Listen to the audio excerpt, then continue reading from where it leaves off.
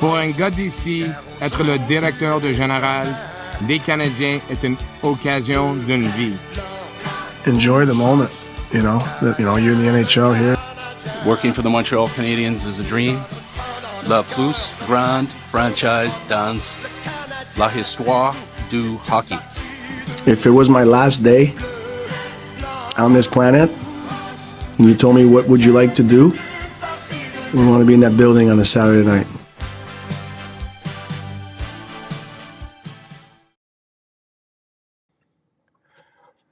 What is up, boys and girls, ladies and gentlemen? Bienvenue, gang. Je m'appelle Devin. My name is Devin, guys. This is Recliner Sports, and this is your weekly episode of HABS Therapy Day. I believe this is episode number 7, April 9th, 2025, and what a great time it is to be a Montreal Canadiens fan. Back in the playoff picture, the Canadiens have all but guaranteed themselves a spot in the playoffs with a victory last night over the Detroit Red Wings. We will talk about that a little bit more later. This is HABS Therapy Day, your weekly interactive and bilingual hockey show focused on the Montreal Canadiens. Our show is designed to give you an objective, informed, and reasoned take about the NHL and everyone's favorite team, the Montreal Canadiens. You won't find clickbait or hot takes here. And if you're looking for delusional cheerleading, you're definitely in the wrong place. No sensational rumors or the my team's awesome, your team sucks kind of stuff here. Bienvenue tout le monde à votre émission favorite de hockey hebdomadaire, interactive et bilingue axée sur les Canadiens de Montréal. Notre émission est conçue pour vous donner des points de vue objectifs, informés et raisonnés sur la LNH et nos glorieux. Vous ne trouverez pas de pièges de clics ou des hot takes ici. Et si vous recherchez la claque ou des rumeurs sensationnelles, vous n'êtes pas au bon endroit. You're in the wrong place. C'est un endroit où vous pouvez avoir des conversations intelligentes sur le tricolore sans avoir à vous soucier des conneries typiques de l'Internet. Alors, si vous êtes prêts, commençons. This is a place where you can have some intelligent, civil conversation about hockey and the Montreal Canadiens without having to deal with the typical online BS. So if you're ready, let's get the show started, guys. I'm excited. It's been a really interesting and fun week for the Montreal Canadiens. They're on a 5-game winning streak. It has not been the 5 prettiest wins of all time, but at this stage of the season, it's not really about how pretty the wins are. It's about whether you're winning at all. And the Canadiens have, as I said, all but secured themselves a playoff spot. And it looks like we're going to get playoff hockey in Montreal for the first time in, about 4 years. And for the first time, we're going to have, the last time the Canadiens were in the playoffs, it was in front of, empty arenas or half-filled arenas. And this time it's going to be the real thing. So Sean Heffernan, I see you there. I guess I can wait. I had you get a worm or something. I'm not sure what that means, Sean. RDP, welcome. I see chairs and apples. I'm always at a bit of a loss to understand exactly what all of your emoticons mean, RDP, but I'm certainly happy to see you here, and thank you for popping by. Is it a 6-game win streak, Rodney? Okay, I stand corrected. I thought it was a 5-game win streak. I could be wrong. It often happens. Let's just make sure that we got it right and make sure that I have it right so that I don't continue to say the wrong thing. You're right. It is a 6-game winning streak. They're 6-3-1 in their last 10. We'll get a little bit more into that, guys. So today on the show, we're going to talk. We're going to do our regular week in review, a review of the games that happened since the last time we were here. We're also going to talk about the injuries and the standings and what it all means. In the current symptoms section of the show, we're going to talk about, of course, the name that is on everybody's lips in Montreal and all across, wherever Montreal Canadiens fans are. They're talking about Ivan Demidov. We'll also talk about the rebuild in the treatment section. Kind of your rebuild 101 section. We're going to talk about the fact that the rebuild is ahead of schedule and what that means. What's up, Jordan? Steve Legault, Jordan Delgado, what's up? And we will also talk finally in the last part of the show, we'll talk about the prospects in the prognosis section.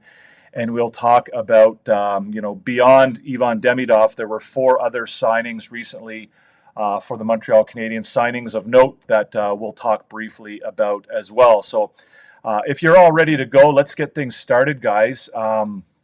The first thing I think we'll do, la première chose qu'on va faire ce soir, c'est de parler au sujet des matchs de la semaine passée. On va parler à propos des matchs. Si vous avez des questions, si vous avez de la conversation, vous pouvez demander vos questions ici à YT dans la section de commentaires.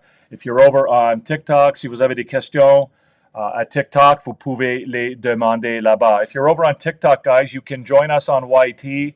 If you join us on YT, you'll certainly get the full experience of the show. You can, of course, ask your questions on TikTok if you like. However, the best bet is to go to YT and go to this channel right here. We are currently live on YT. And like I said, you'll be able to ask your questions in the comment section over here. And you'll also see the graphics and all the other stuff that goes along with the show. Stuff that, unfortunately, I'm not able to present to you guys on TikTok. Unfortunately, TikTok does not allow you to use external broadcasting software to go live on their platform. I see Rodney is here. I see PLW. Welcome, PLW. Welcome, Rodney. Welcome, Billy D. Thank you so much, guys, for being here. There are 6 of you here at the moment. I see 3 thumbs up already. Thank you very much. If you are here and you're not subscribed, please do so. As usual, you've heard me say that before. Also, if you enjoy the content, give us a thumbs up. And yeah, that would be awesome. And yeah, I guess one last thing, guys. Listen, I know I say this every time, but really, it's not my intention and my goal to just talk at you guys about all of this stuff. Obviously, I have some material prepared, and I will go through that.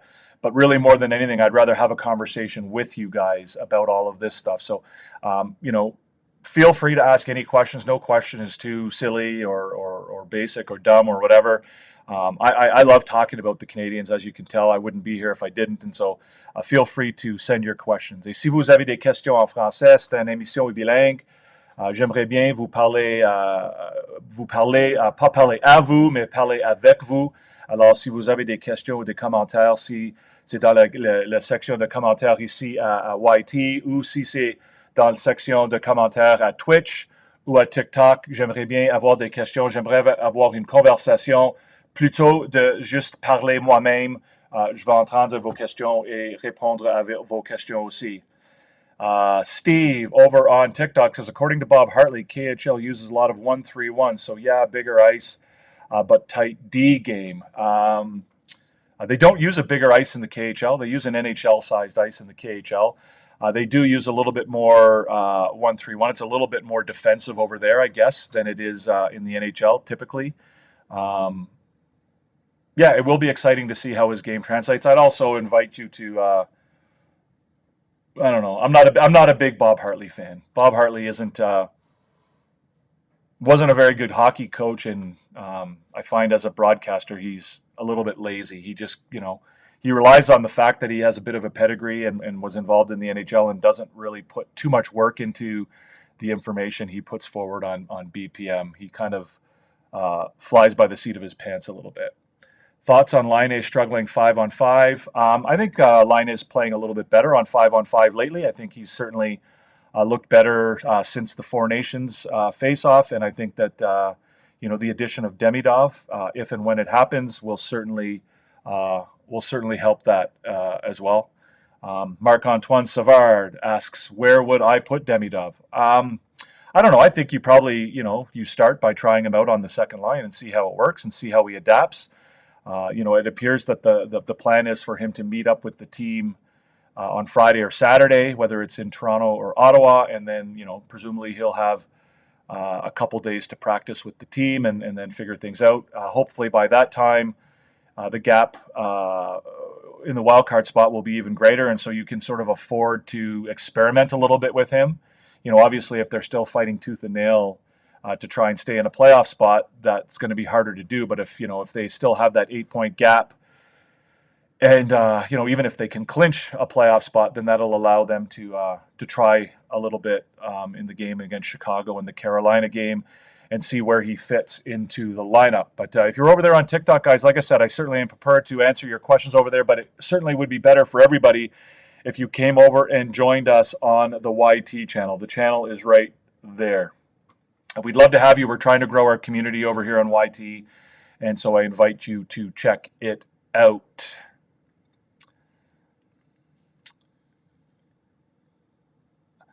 There is a on-3 ice rink that are international Olympic size. Every other ice are NHL rink size. Yeah, I think that's right. I think there's a couple rinks in the league that are Olympic size. I think there might even be one rink that's sort of a hybrid between the two, and then the majority of the rinks in the league are NHL size. If I'm not mistaken, which I'm not, because I watched a lot of the games this season over in Russia. Oliver Kapanen, Heineman, and Demidov. That's your second line? That's your second line, Rodney? I don't think that's what you're going to see on the second line if that's what you're proposing. I'm not sure it is what you're proposing, but I don't think those guys will be on that second line. Do I think we get bounced first round? You mean the Canadiens? Do I think the Canadiens get bounced in the first round?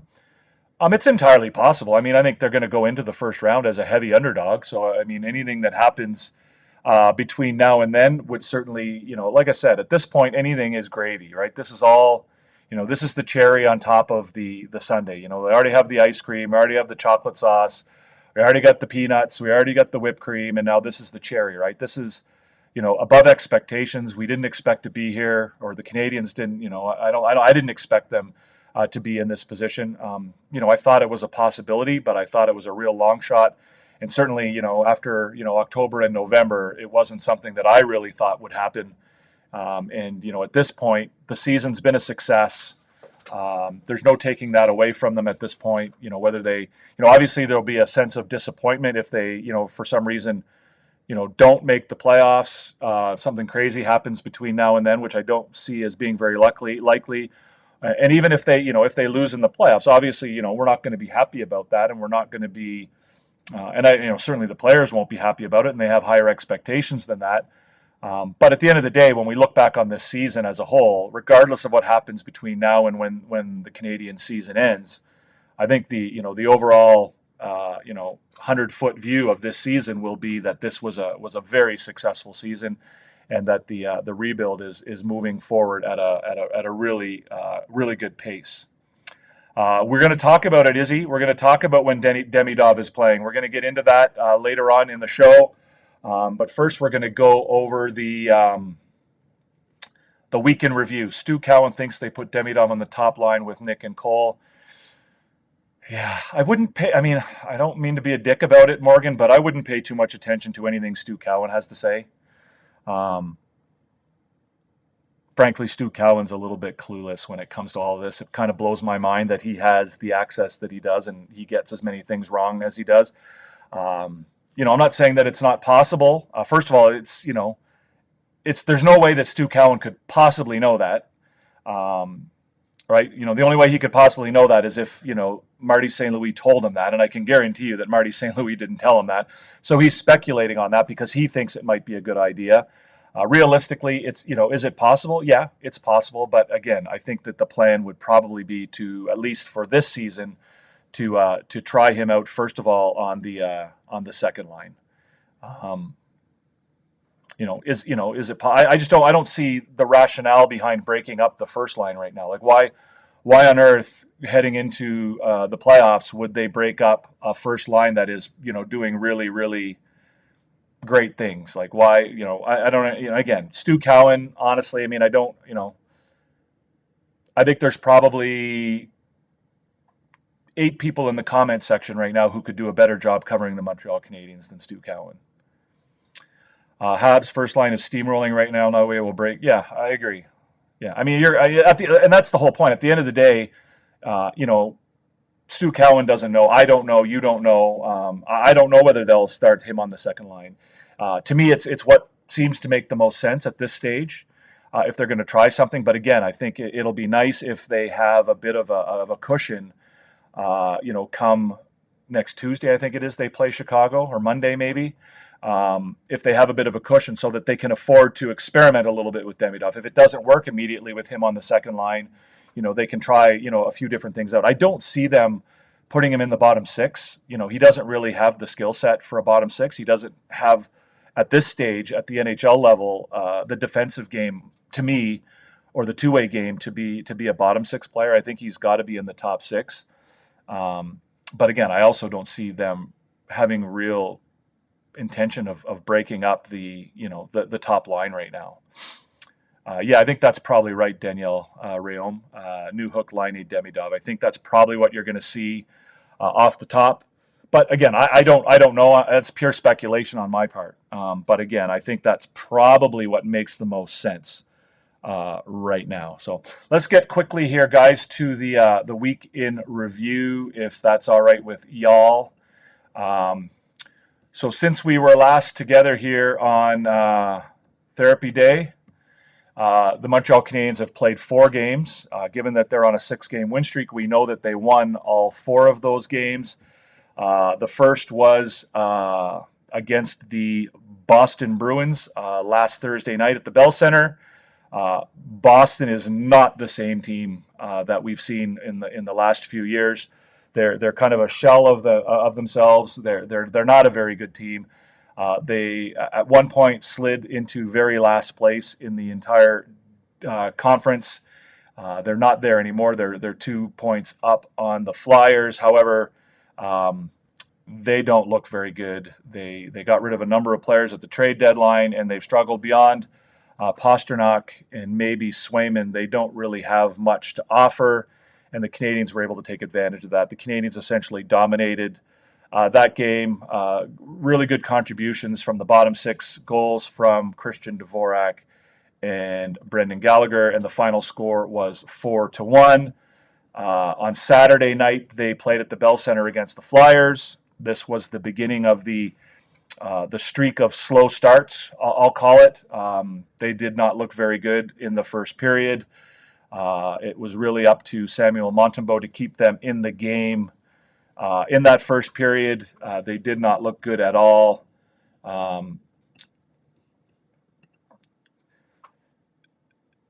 They looked better in the second and the third, and again, there was good contributions from the bottom 6. Brendan Gallagher again, kept his hot season going and scored his 20th goal of the season. The Canadiens finally pulled out the win, 3-2 in comeback fashion. Sunday night in Nashville, again, another really, really slow start. They were dominated by the Predators in the first period. They were dominated by the Predators pretty much throughout the entire game.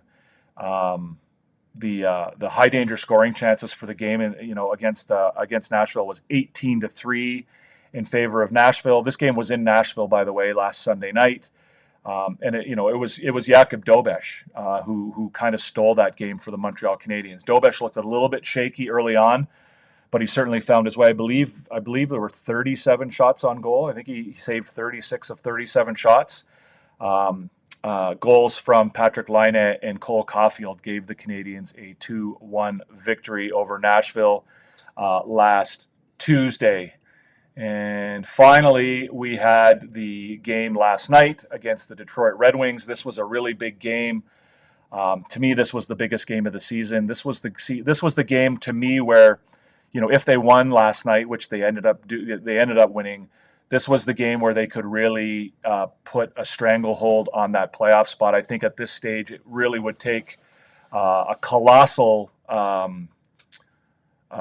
collapse from the Canadiens to lose that wild card spot. If the Red Wings had won this game, they would have been within 4 points of the Canadiens with a game in hand.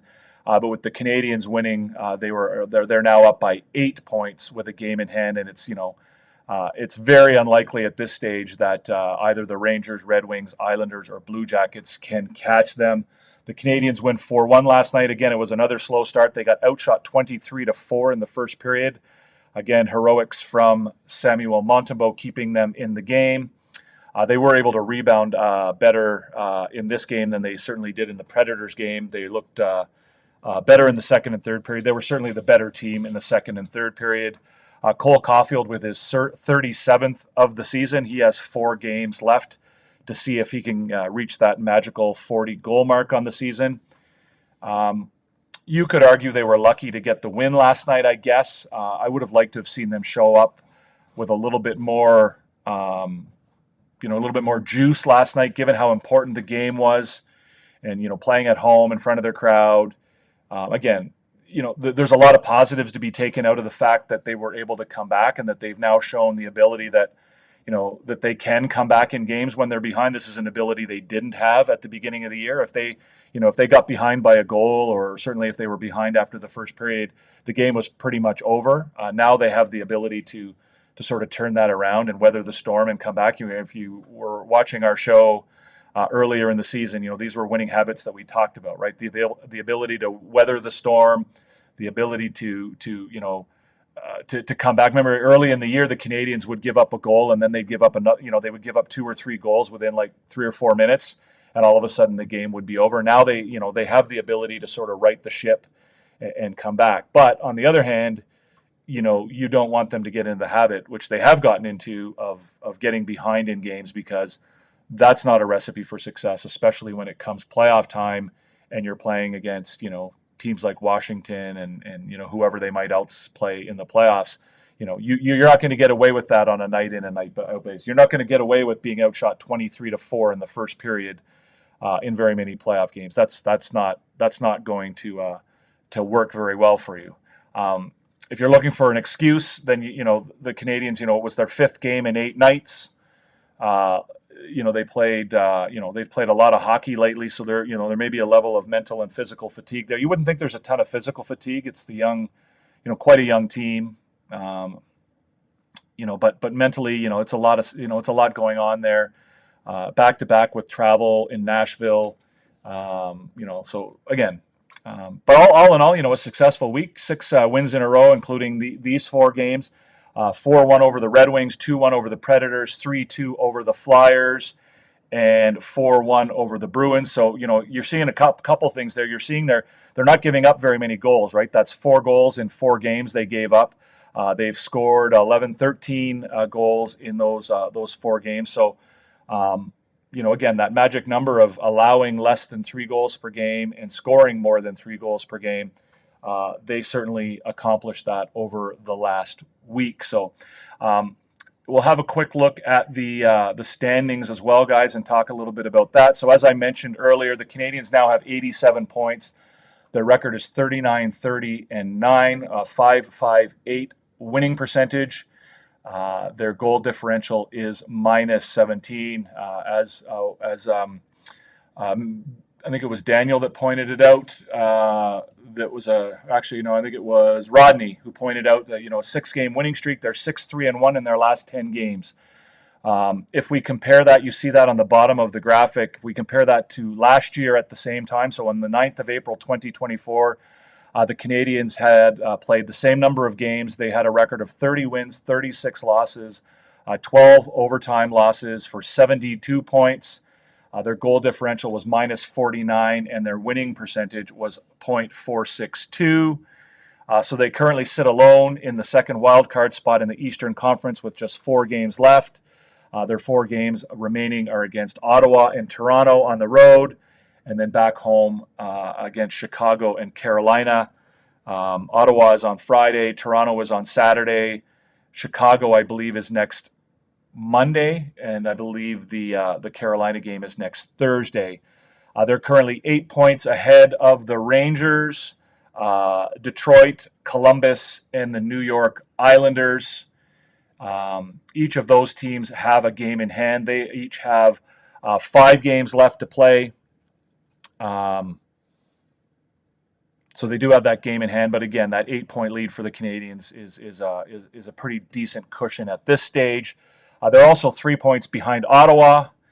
Again, I don't see this as very likely And again, anything that happens at this point is gravy, so I'm not really looking at that. But they do have a 4-point game against Ottawa, or in Ottawa on Friday. So if they win that game, then maybe they have an outside chance of sneaking into that first wild card spot. But again, it's not highly likely. We'll see. They're all but guaranteed a spot in the playoffs. They're playing meaningful games. They've been playing meaningful games now for some time.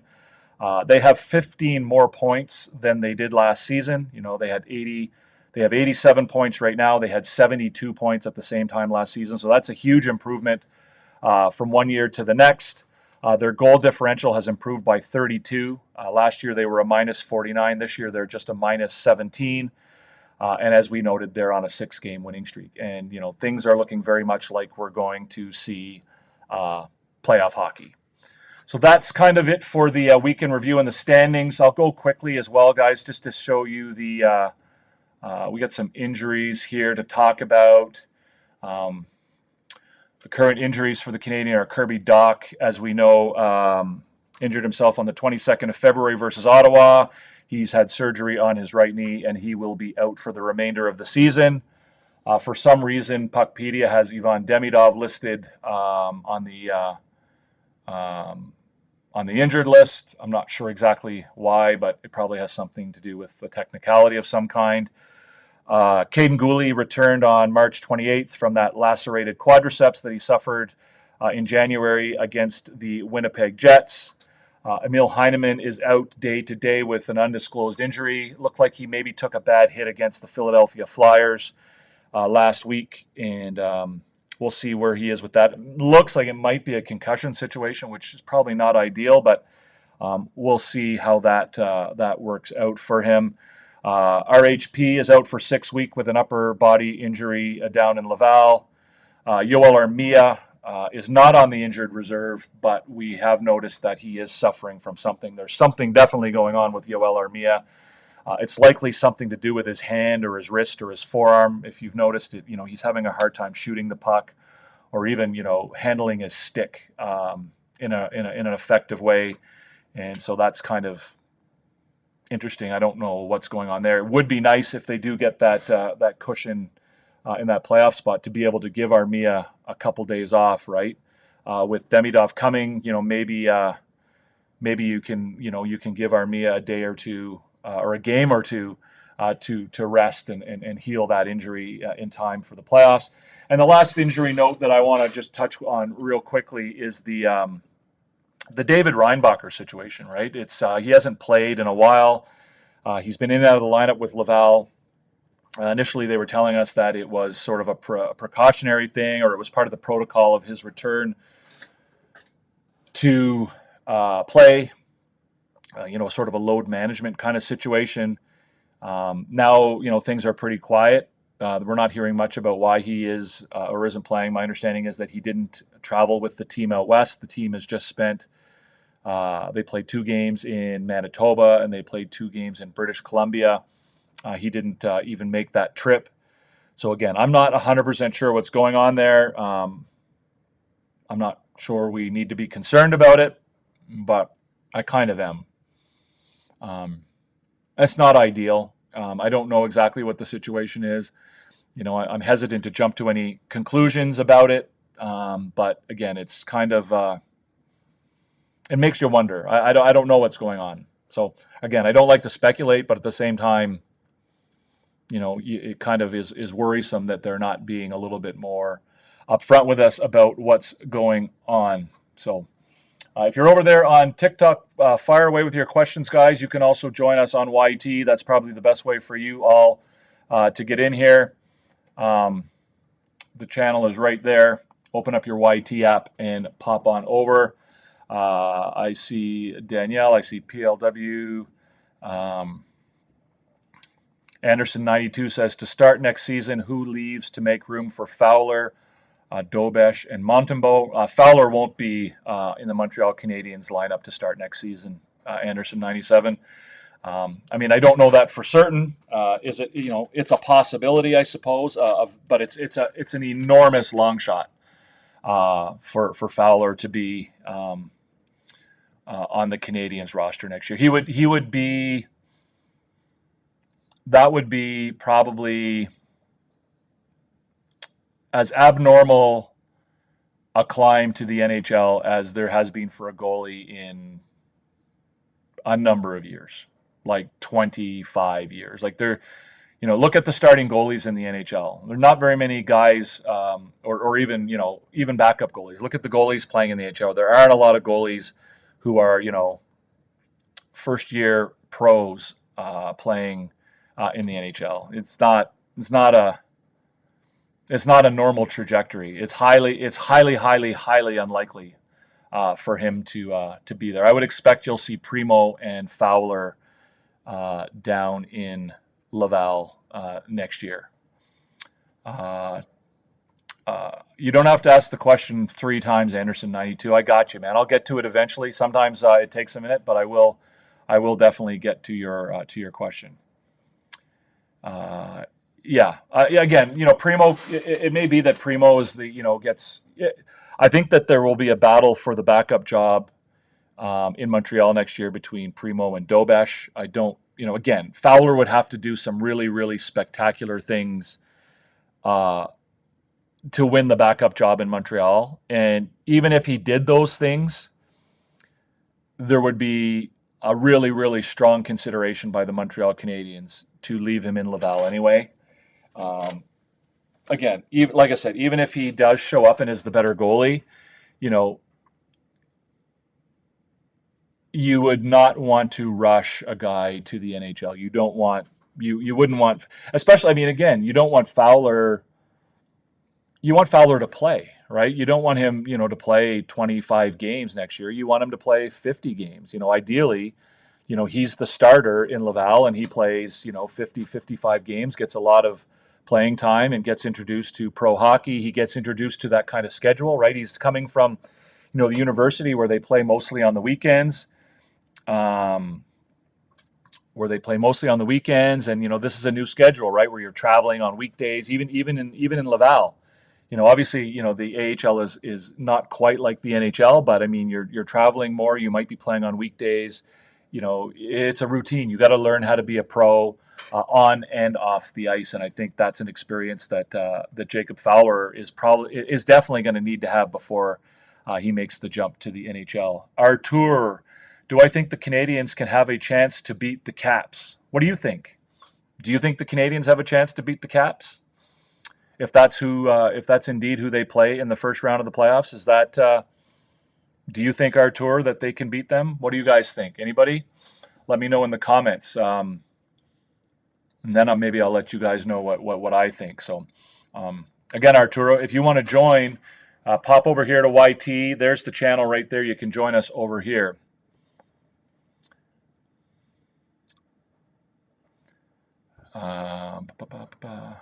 You say smart things. Okay. I appreciate it, Sean. I try to say smart things. They're not always smart, but I definitely try my best. Not always successful, but I'd rather say smart things than stupid things.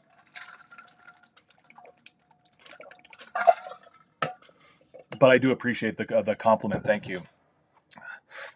Where's all the comments, guys? I got no comments to respond to. I see there's 8 people watching over on YT right now. There are a few over on TikTok as well. Let's get something to talk about. Habs have a chance. This is why they play the games. Absolutely. I agree with that. I mean, if you're in the playoffs, you have a chance to win, right? Everybody has a chance to win once you get there. That's kind of the whole idea behind getting there, is that once you're there, you have a chance. I think the Canadiens match up relatively well against Washington. The Canadiens are on a bit of an upswing at the moment. Washington appears to be, it's hard to say they're on a downswing because they have had such a great season, but they're not playing their best hockey of the year. Personally, I think there might be a little bit of a letdown in Washington now that Ovechkin has broken Gretzky's record. Their efforts were very much aimed at that record for the last little while. I think there might be a little bit of a letdown there, both from Ovechkin and the rest of the team, right? If you watch the last few games, they haven't played very well as far as the scores are concerned, and they've also, they've been very, very focused on feeding the puck to Ovechkin. And the other thing, I mean, this might not be a popular opinion, but honestly, besides the goal scoring, which, kind of sounds silly to say, Ovechkin looks terrible on the ice. I mean, I maybe that's an unpopular opinion, and maybe people are going to say I'm stupid, and maybe Sean's going to take back his comment that I say smart things, but he doesn't get back defensively. He doesn't skate very well, and basically all he's doing is looking for a spot, an open spot to stand in and wait for an opportunity for a shot. So, the record's incredible. I'm not taking anything away from the record. I'm not taking anything away from the player, but, he's, how old is he now? 40 years old. He looks slow. He doesn't get around very much. Again, he's going to be dangerous if he gets the puck in the offensive zone. That's not going to, but again, I don't see you getting very much 200-foot play out of Alexander Ovechkin when it comes playoff time, but that's just me. Maybe I'm showing my Montreal Canadiens bias. I don't know. That's just my take on it.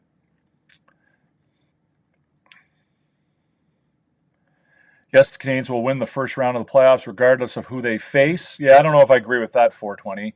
They'll be heavy. Hey, what's going on, Ethan? Great job last night, by the way. Ovi is a Hall of Famer. That was amazing to watch him reach that. Yeah, I agree. Yes, I am a Habs fan, TTV.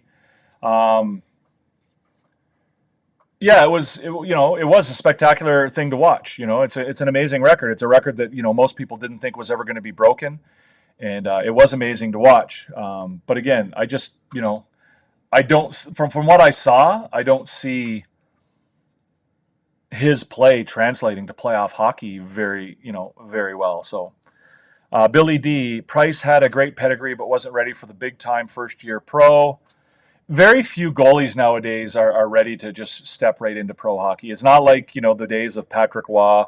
I mean, I know a lot of people are saying, oh, Patrick Waugh, like he did it. And yeah, well, that was, 30 some years ago. It doesn't work that way anymore. You don't just step into the NHL. Great job you were on the show with Otis and some of those characters on his show.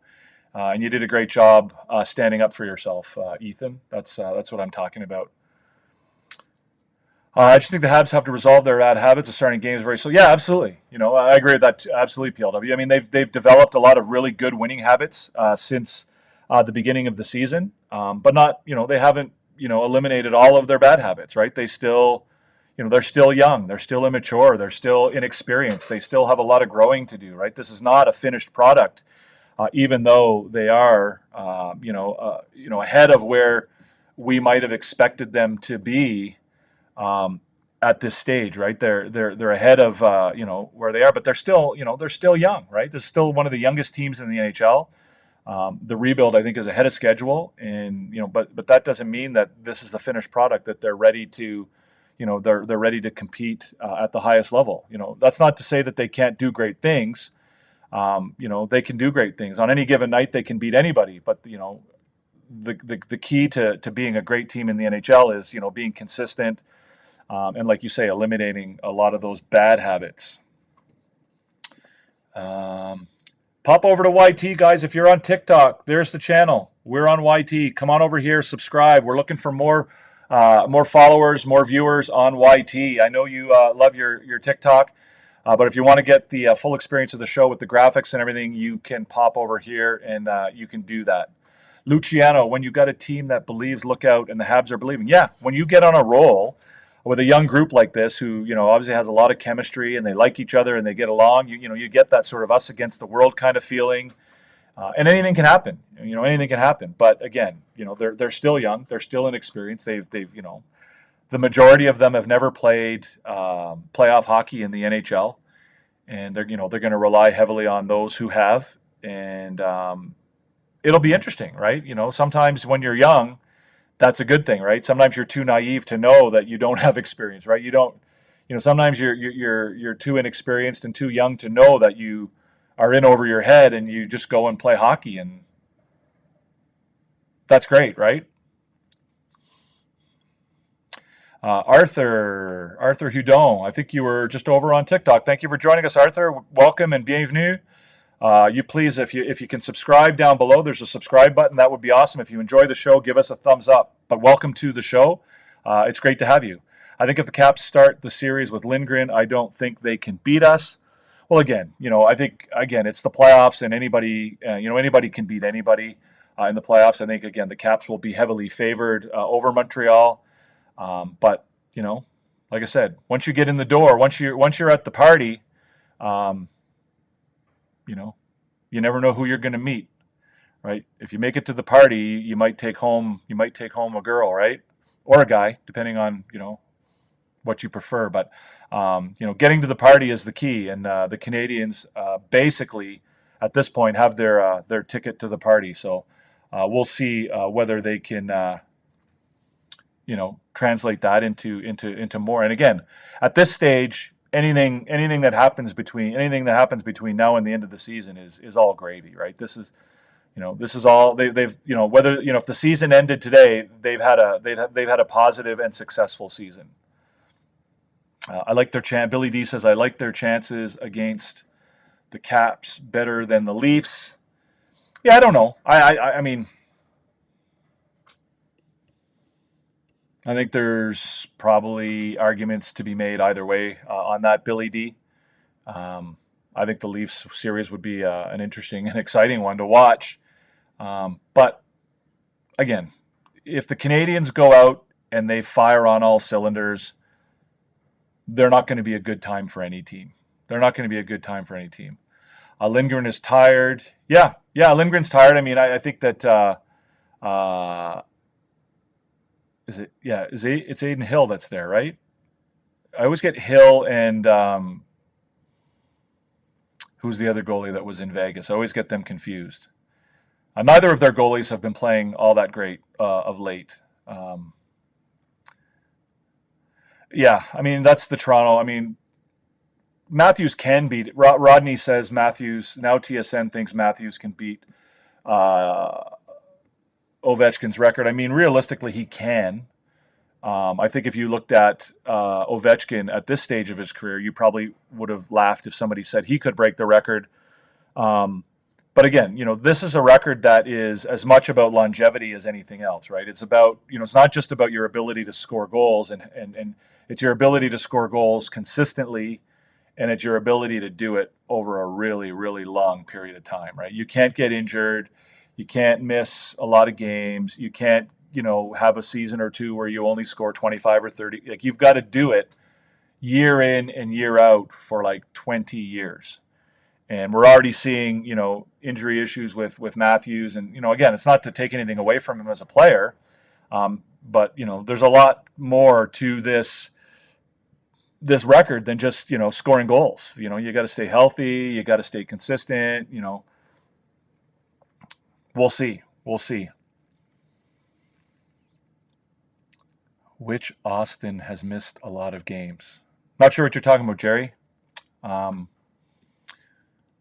He hasn't missed a lot of games, but he's had, he's missed some games. He's certainly, on a pace to miss more games than Ovechkin did.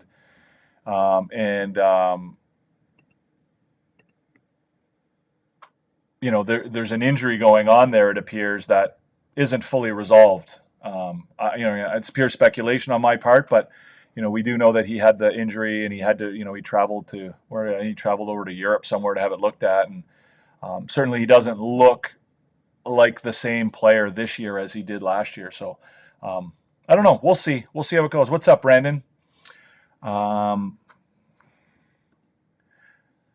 It would be special if the Habs versus Leafs second round. Yeah, any series between the Canadiens and the Maple Leafs is is fun to watch. It's going to be exciting. No one is beating that record. I don't know, Luciano. You never know, right? The NHL tends to go in cycles. Maybe we get back to a cycle where there's a lot more goal scoring. Obviously the era that Gretzky was in was a higher scoring era, which kind of makes Ovechkin's, breaking the record even more impressive. But we'll see. Arthur, good question. Do I think Demidov can have a direct impact with the Canadiens? I mean, I'm by nature, I'm I don't want to say I want to say I'm a pessimist or skeptical, but I do like to have, reasonable expectations about stuff like this. The idea of expecting a 19-year-old kid to just step into the NHL, in the middle of a playoff race and have an impact is, to me, kind of an unreasonable expectation. But that said, I mean, this kid's got a ton of talent. He's been successful everywhere he's played before. We're seeing, what Lane Hudson was capable of doing. That doesn't mean, just because Lane Hudson did it, Lane Hudson's very special, and it doesn't mean that other people can do it. I think we'll have to wait and see. I was kind of encouraged a little bit by the fact that, Martin St. Louis was asked about it, and he seems to be pretty positive about the idea that, Demidov can step into the lineup and contribute.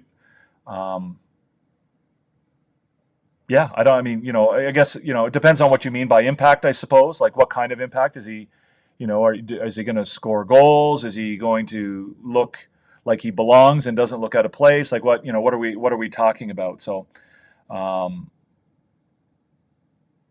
yeah, I'm excited. I'm excited to see how it turns out. We're going to talk a little bit more about Demidov here in a second. Ottawa Toronto would be a good series. I agree, Billy D, 100%. What's up, Antoine? What's up? Ottawa Leafs will be a good series if it happens. Yeah, it will be a fun one to watch. It'll give us something fun to watch on the off days between the Canadiens games, right? If the Canadiens and whoever they're playing play on one night, and Ottawa and Toronto play, in the off nights or the in between nights, that'll be a fun time. All right, let's get to this, guys. Let's get to this. This is the big news in Montreal, in Canadiens land right now. Ivan Demidov is coming, right? It's official after all of the speculation, and after being told by me and other people that it wasn't going to happen, and it couldn't happen, and it wasn't likely, and that his contract was doesn't expire until May 31st, and that he was going to go play in the MHL, and that he was going to go play in the VHL, and that all of the Rottenberg, his coach and manager in St. Petersburg, saying that they weren't going to let him go, and they were trying to talk him into an extension. All this stuff, all this talk, all this speculation that's gone on over the last few months, it's finally come to a conclusion, and Ivan Demidov is on his way to Montreal. He's on his way. It's official. He's coming. Obviously, there's things that could happen as far as the paperwork and the technicalities of him getting here, but subject to anything going wrong with that, he is on his way. So let's talk about it for a second here, guys, and feel free to pop in with your questions while I'm carrying on about it.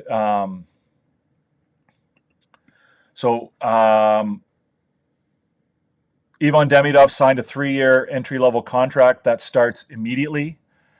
So the first year of that ELC is this year. And so they are, quote unquote, burning the first year of that entry-level contract by signing it for this year.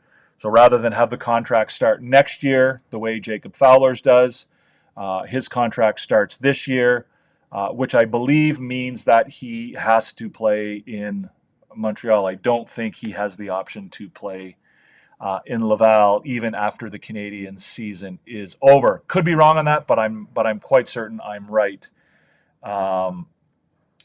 His contract is for $941,000 per year. That's his entry-level contract amount.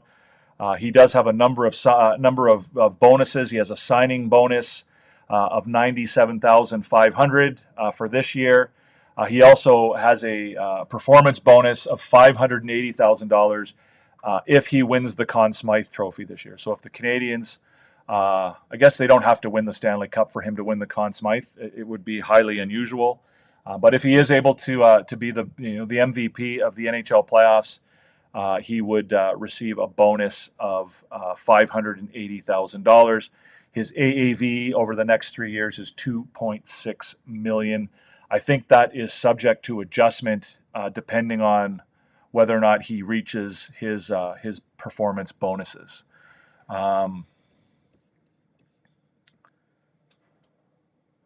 He was released officially by SKA St. Petersburg. That had to happen in order for him to sign a contract with Montreal. Like we all know that he had a contract that was in place until May the 31st. The way it works over there, not unlike here, he didn't just belong to the KHL team for SKA. He belonged to their organization. So he was eligible to play in the VHL, which is their version of the American Hockey League. Their VHL team is still in the playoffs, and he was eligible as well to play on their MHL team, which is their junior hockey league. He still, as a 19-year-old, was eligible to play there. So SKA St. Petersburg certainly could have kept him. They could have sent him to play on either of those teams and sort of gotten every bit of juice out of him before his contract expired. Apparently, they did make efforts to sign him to an extension, but he seems pretty interested and keen on making his way over to Montreal and playing in the NHL. That appears to be his dream. It appears to be, his main goal, and it's happening now, right? I think a lot of the stuff going on with Rottenberg and with SKA St. Petersburg over the last several months, with the ice time and with the sort of cryptic and crazy commentary in the media, I think a lot of that was posturing. I think there were probably a few things going on there. One, I think it was probably posturing to try and get Demidov to sign an extension to stay in St. Petersburg, and it might have also been posturing to get Montreal to step in and either pay up or whatever. I don't know what the terms of apparently they've been very clear that there was no money exchanged for his the termination of his contract. I mean, who will ever know? I don't know whether that's true or not. I don't think there's any way for me to know that. But yeah, that all that posturing, all that stuff, that crazy stuff that was going on. So Rottenberg, at the end of the day, upon releasing Demidov, had really nice things to say about him and how great he was and how it was. I mean, it was a bit self-serving in some ways, but he certainly said some nice stuff about Demidov on the way out the door. You can check some of that stuff out. I don't know if you guys followed Rottenberg. I mean, it's not really any need to follow Rottenberg anymore, but I follow Rottenberg and the Hockey Club SKA on Telegram, and that was a good source of information regarding Demidov, and I followed that there. The contract, the termination with SKA, and the signing of the ELC with Montreal happened really, really quickly. Apparently, if you guys haven't followed the story, he was being interviewed by Marco D'Amico. Marco D'Amico had a pre-existing interview set up ahead of time. This was set up weeks ago, that he would have an interview with Demidov once his KHL season ended. So during the course of that interview, Demidov kind of said, "Well, I got to step out for a minute. Can you just hold on?" And he said, "Okay, no problem." And Demidov told him, "Well, I'm signing my entry-level contract with the Canadiens." And D'Amico was kind of like, "What are you talking about?" And so that's kind of how the news broke. And so D'Amico seems to be the main guy on top of this story. So if you're interested in knowing the probably the most detailed information about the situation, what's going on, Owen? Good to see you, man. I am on YT right now. Pop on over. I'm on right now. We're on live. Yeah, if you want the sort of the most detailed and accurate and updated information, regarding the Demidov situation, which is where I got a lot of my information, go follow Marco D'Amico, his website or his publication that he is rg.org. They have some really good information there. I also invite you, and like I said on the Habs After Dark show last night, highly recommend the Sean Starr video on YT that he did with D'Amico, where D'Amico takes you through the whole story. He's done a couple of different videos, actually, and if you do head over there to watch that video, it would be really great for me if you would post in the comments that Devin from Recliner Sports sent you over to watch the video. Sean does a really good job. I haven't always been a great fan of his stuff, and I'm not, I haven't always watched. I don't love the TSN 690 morning show, but the stuff that that Sean is doing on YT is amazing. It's really, really good stuff, and I highly, highly recommend it. Highly recommend it. So basically, where are we now? According to D'Amico, Demidov has left Russia, and he's currently in Istanbul, Turkey. Crossing the Russian border could have been one of the more difficult aspects of this trip. That's not an easy thing to do these days, right? It's a different world over there, especially right now with all of the, the war and all of the other, sanctions and stuff that are going on with Russia. So, it could have been, a problem. 2-1 Toronto and Tampa right now, by the way. So yeah, that was the first sort of big hurdle that they were able to get over. And in fact, D'Amico even mentioned that, they were asked to sort of keep things a little bit quiet so that, he could cross the border without too much fanfare and attention. We made the YouTube. Welcome, OBR. Good to see you, man. Thanks for coming. I appreciate it. It's great to see you. If you have any questions, feel free to fire away.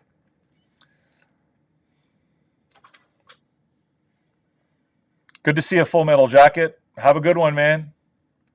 What's up, Rito? Tyler, what's going on? So he's currently in Turkey. Apparently, they're stopping in Turkey to complete the paperwork that's necessary in order for him to enter Canada. He needs a U.S. and a Canadian work visa before he can enter Canada. All that stuff has to happen before he can make the trip over. The plan apparently is for him to meet the team in Toronto on either Friday or Saturday. The Canadiens, of course, play in Ottawa on Friday night and then in Toronto on Saturday night.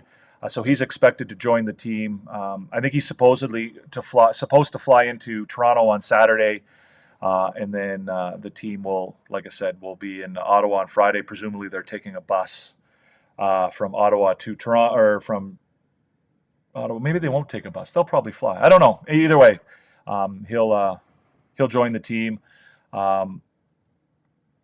D'Amico is speculating that Demidov's first game will be against Chicago on Monday.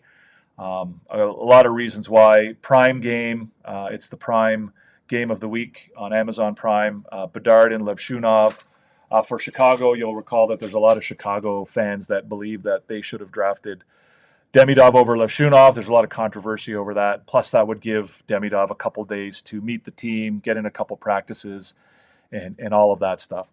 Maybe get used to the time difference and all that stuff. One of the other things I didn't touch on also, one of the aspects, and Rottenberg hit on this on his comments, the idea of Demidov coming over and potentially playing in a first round playoff series against Washington, and and Alexander Ovechkin, right? That idea was pretty interesting, and I guess Rottenberg was kind of swayed by the potential or the possibility of that happening, right? Could be interesting. So he's expected to meet the team on the weekend, Friday or Saturday. Again, I think this is speculation on D'Amico's part, but you would think that if he does get here on to Canada on Friday or Saturday, that he might go on Monday. Marty St. Louis was asked about it. He said he didn't know when he was coming. We'll see. So Ska was eliminated from the playoffs on Sunday by Dynamo Moscow. Demidov had 5 points in 6 playoff games. He was averaging 14.5 minutes of ice time per game. During the regular season, he had 49 points in 65 regular season games. That's the most ever by a 19-year-old in the KHL. He averaged 12 minutes and 20 seconds of ice time per game during the regular season. So you would certainly think that he would have had better numbers if he had had a little bit more ice time. I would also say that one of the issues, I watched a lot of his games this season. One of the issues he also faced was the fact that he rarely had the same line mates from one game to the next. He was moved around the lineup. There were rarely 2 games in a row where he was playing with the same guys. And there were periods in the season where he was getting less than 5 minutes of ice time. There were even games where he sat on the end of the bench and didn't get on the ice at all. So I would argue that he probably was the best offensive player in the KHL this year. And if he'd played, the kind of minutes that you would expect a guy of his talent to play, got the overtime, or sorry, the power play opportunities that you would expect a guy of his abilities. Like I said, I think he probably would have been the best offensive player in the league, and certainly would have had the numbers to back that up. As it stands, he was somewhere in the top 20 in scoring, despite the really limited ice time. And as Tyler Brito points out over on TikTok, it appears that he's going to wear number 93. It appears that he's going to wear number 93. He, of course, wore number 91 this year in the KHL. But the Canadiens released, a picture of the New Jersey being sort of the iron-on with the number and everything. And it looks like he's going to wear number 93. Oliver Kapanen has apparently indicated that he doesn't really have any real attachment to number 91. I don't know that Demidov has any real attachment to number 91, to be honest with you. I don't think he's ever worn it prior to this year in St. Petersburg. I believe he wore number 11 for the most part before that. He's not getting number 11 from Brendan Gallagher. I mean, unless they work something out. I don't know. I can't see Brendan Gallagher, and I can't see Demidov asking Brendan Gallagher to give up number 11. But Kapanen has always worn number 27, as I understand it, and that number is also available. So, again, there's things that could potentially happen between now and whenever. But as of right now, according to the Montreal Canadiens, Demidov will be wearing number 93. So what does the future hold for Ivan Demidov? I mean, again, he's a spectacular prospect. He's widely regarded as the best player not currently in the NHL. What's up, Spike? What's up, DC Sports Media? John Opsel, welcome, guys. Bulls, Cubs, Bears. That's somebody from Chicago. Widely regarded as the best player not currently in the NHL. Again, I'm usually pretty. I downplay expectations. I'm a guy who prefers to have lower expectations, and then generally things work out better. Or if you have low expectations, then you're less likely to be disappointed. But all that said, we'll see how it works out. I think that the potential is there for Demidov to be a great player. The potential is there for him to become a superstar in the NHL. He's succeeded at every level. His numbers and his accomplishments are comparable to players who have been he's in the conversation with guys like Kucherov and Kaprizov and Kuznetsov and Michkov, Michkov has shown that he can certainly play at the NHL level, has had a pretty good season as a rookie. We know what Kaprizov is capable of. We know what Kucherov is capable of. And these are all guys whose numbers, he has certainly, his accomplishments have certainly matched up with those guys, whether it's at the KHL or the MHL or other levels, right? So, the potential's there. He's a guy who continues to, meet and exceed expectations at every level he plays at. Again, reminiscent of Lane Hudson. Obviously, everyone thought, Lane Hudson's not big enough. He can't do it at the NHL level. They didn't think he could do it at the NCAA level. So again, another guy who just continues to, meet expectations, exceed expectations, even when people think that, he can't do it. So to me, that's how you look at prospects, right? A prospect is a guy who, obviously you have expectations based on their performance, and as they advance from level to level, you kind of wait for them to level off, right? Do they, maybe they hit junior hockey and that's kind of, the end of the road for them, or they level off, or they take a step backwards, or maybe, they get to the NHL and they can't hack it at the NHL and they end up in the American Hockey League, or they go over to Europe, right? We'll see.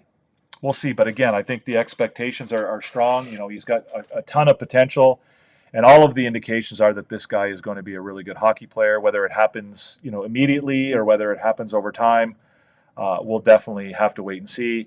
I think for this year, I think we probably look at him possibly getting into a game or two in the regular season, which will hopefully give the Canadiens an opportunity to sort of assess where he's at and make a determination about what kind of role he, and what kind of contribution he can make when the playoffs roll around. So, again, like I said, welcome OBREHS. Thank you for coming. I appreciate it. Damn, 1-0 for the Rangers. I'm not following Rodney, but I will. Marco D'Amico is the GOAT with that scoop. Yeah, I mean, again, it kind of fell in his lap a little bit, but that's sometimes it's in order to be what you got to be lucky to be good. Is that what they say, right? Yeah. Things are slowing down in the comments, guys. Maybe you guys are tired of hearing me talk, but that's all I got on Ivan Demidov. If you have any questions or comments about it, I'm trying to give you guys as much information about it because I think there's a lot of rumor and innuendo and speculation going around, both from social media and from different media outlets. There's certain places that are saying he's already in Montreal, or that this is going on or that's going on. I don't know what line he'll play on, Norm. I think it makes most sense that Norm and Roseanne over on TikTok. I think it makes most sense that he'll play or he'll start out with a chance to play on the second line. Whether that works out or not, I don't see him really having the skill set to be a bottom six player. It's not ideally his role, but we'll see. We'll see how things work out. I think he'll get a chance to. I think he'll get a chance to play on that second line, and I think we'll know very quickly whether he fits in or not. I think there's probably a good chance that he will, and I certainly think that, at the very least, he'll contribute at a level on par or better than what we saw from, Heineman, Beck, Roy, and the Pizzetta, obviously, and the other players that have sort of stepped into that second line role over the last little while. Antoine. Lane Hudson tied Chris Chelios as a rookie defenseman in the franchise with 64 points. Yes, and so I think he's now fourth all-time in points for rookie defenseman. I think that's where he currently is. What's up, Big Tuna? Go Leafs. Yes, we're cheering for the Leafs over Tampa Bay. Yeah, there's a couple games on here now. I got the Leafs going on here in the background, so... So I'm not seeing any questions either on TikTok or on YT. Again, if you're here on YT, fire away, guys. I don't want to talk at you. I'm certainly, like I said, I have stuff prepared that I will go through, but I much rather have a conversation with you guys. So just because I'm talking and carrying on doesn't mean you can't interrupt and jump in. I'm more than happy to have a conversation with you guys, and I'd rather converse than sort of preach or teach or lecture or whatever you want to call it. Thank you for the likes, Big Tuna, much appreciated. Keep them coming, and if you want to join us on YT, guys, there's the channel. Open your YT app and head over to that channel right there, Recliner Sports 4, and you can join us over here. So let's do a bit of an update on the rebuild, guys. Let's talk about that briefly. I think everyone will agree that the rebuild is moving along really, really nicely. In my opinion, the rebuild is ahead of schedule. I think that the Canadiens at the beginning of the season, certainly management anyway, obviously you got to keep in mind that the management and the players have different approaches to this. As a player, the players always want to win. The players, at the first game of the year, their goal is to win the Stanley Cup. Whether that's a reasonable goal or not, you don't expect that players to come in and say, well, we hope to play meaningful games when it comes. Their goal is to win games and to win every game and win every game they possibly can. There's not any qualms about that. And that's what you want from your players, and that's what you would expect from them. But, from a management perspective and from a reasonable overall perspective, and as fans, what's happening this year is above and beyond any reasonable expectation any of us could have had, right? Again, the management referenced at the beginning of the year, meaningful games at the end of the season. I personally don't believe that was ever expressed as their goal. I think it was something they said, they would be interested in, right? They talked about moving from an asset gathering stage of the rebuild to an assessment stage. And the reason why they want to play meaningful games is because that provides the best opportunity to assess your players, right? The ability to assess your players in big games, under pressure, that's when you want to assess your players. You don't want to assess them in a meaningless game, when when you're 20 points out of a playoff spot and you're playing against another team that's 20 points out of a playoff spot.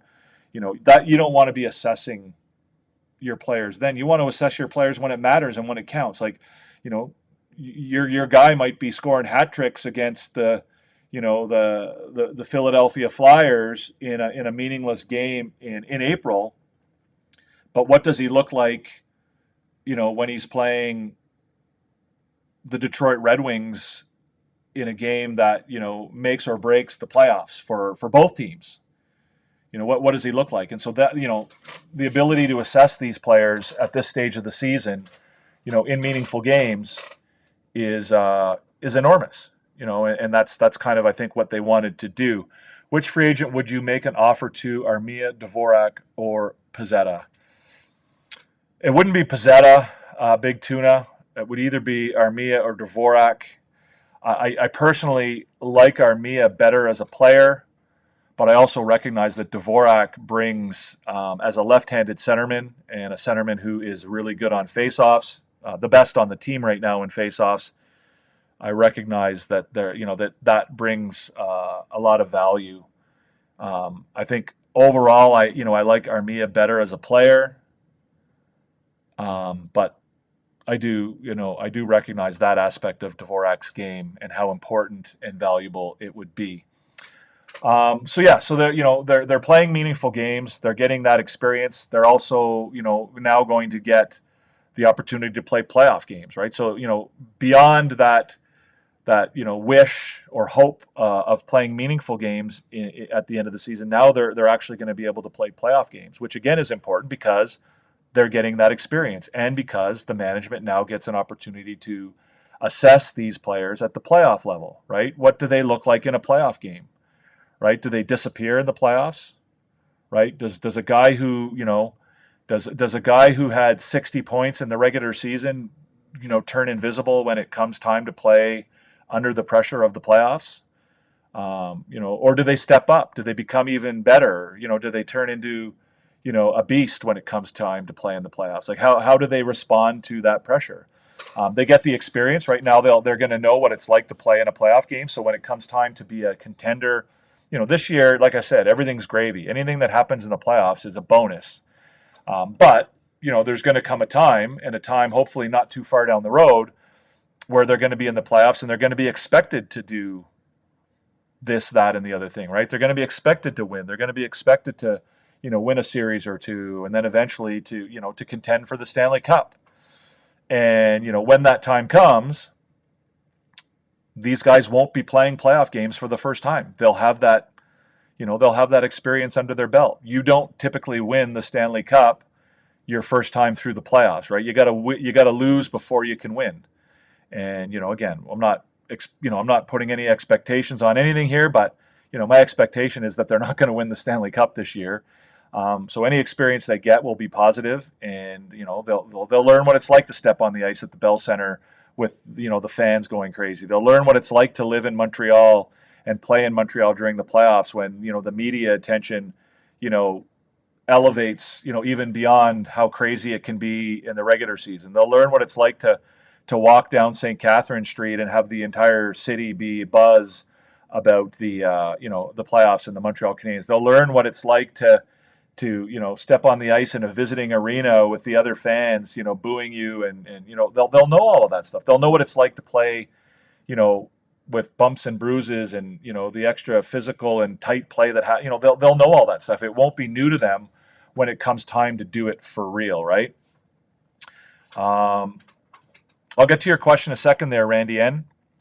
So like I said earlier, this season is a success no matter what happens from now on. The team has improved in just about every single way. They've improved in the standings. Their results are better. There's been individual development from just about every single player. Guys like Cole Caulfield, Uri Slafkovsky, Nick Suzuki, Caden Gooley. All of these guys have stepped their game up to another level. The team has developed, right? The team has gotten better. We've seen them, they're better from last year, and they're even better from the beginning of this year to now. We talked earlier in the season, Marty St. Louis talks about it all the time, learning how to win, right?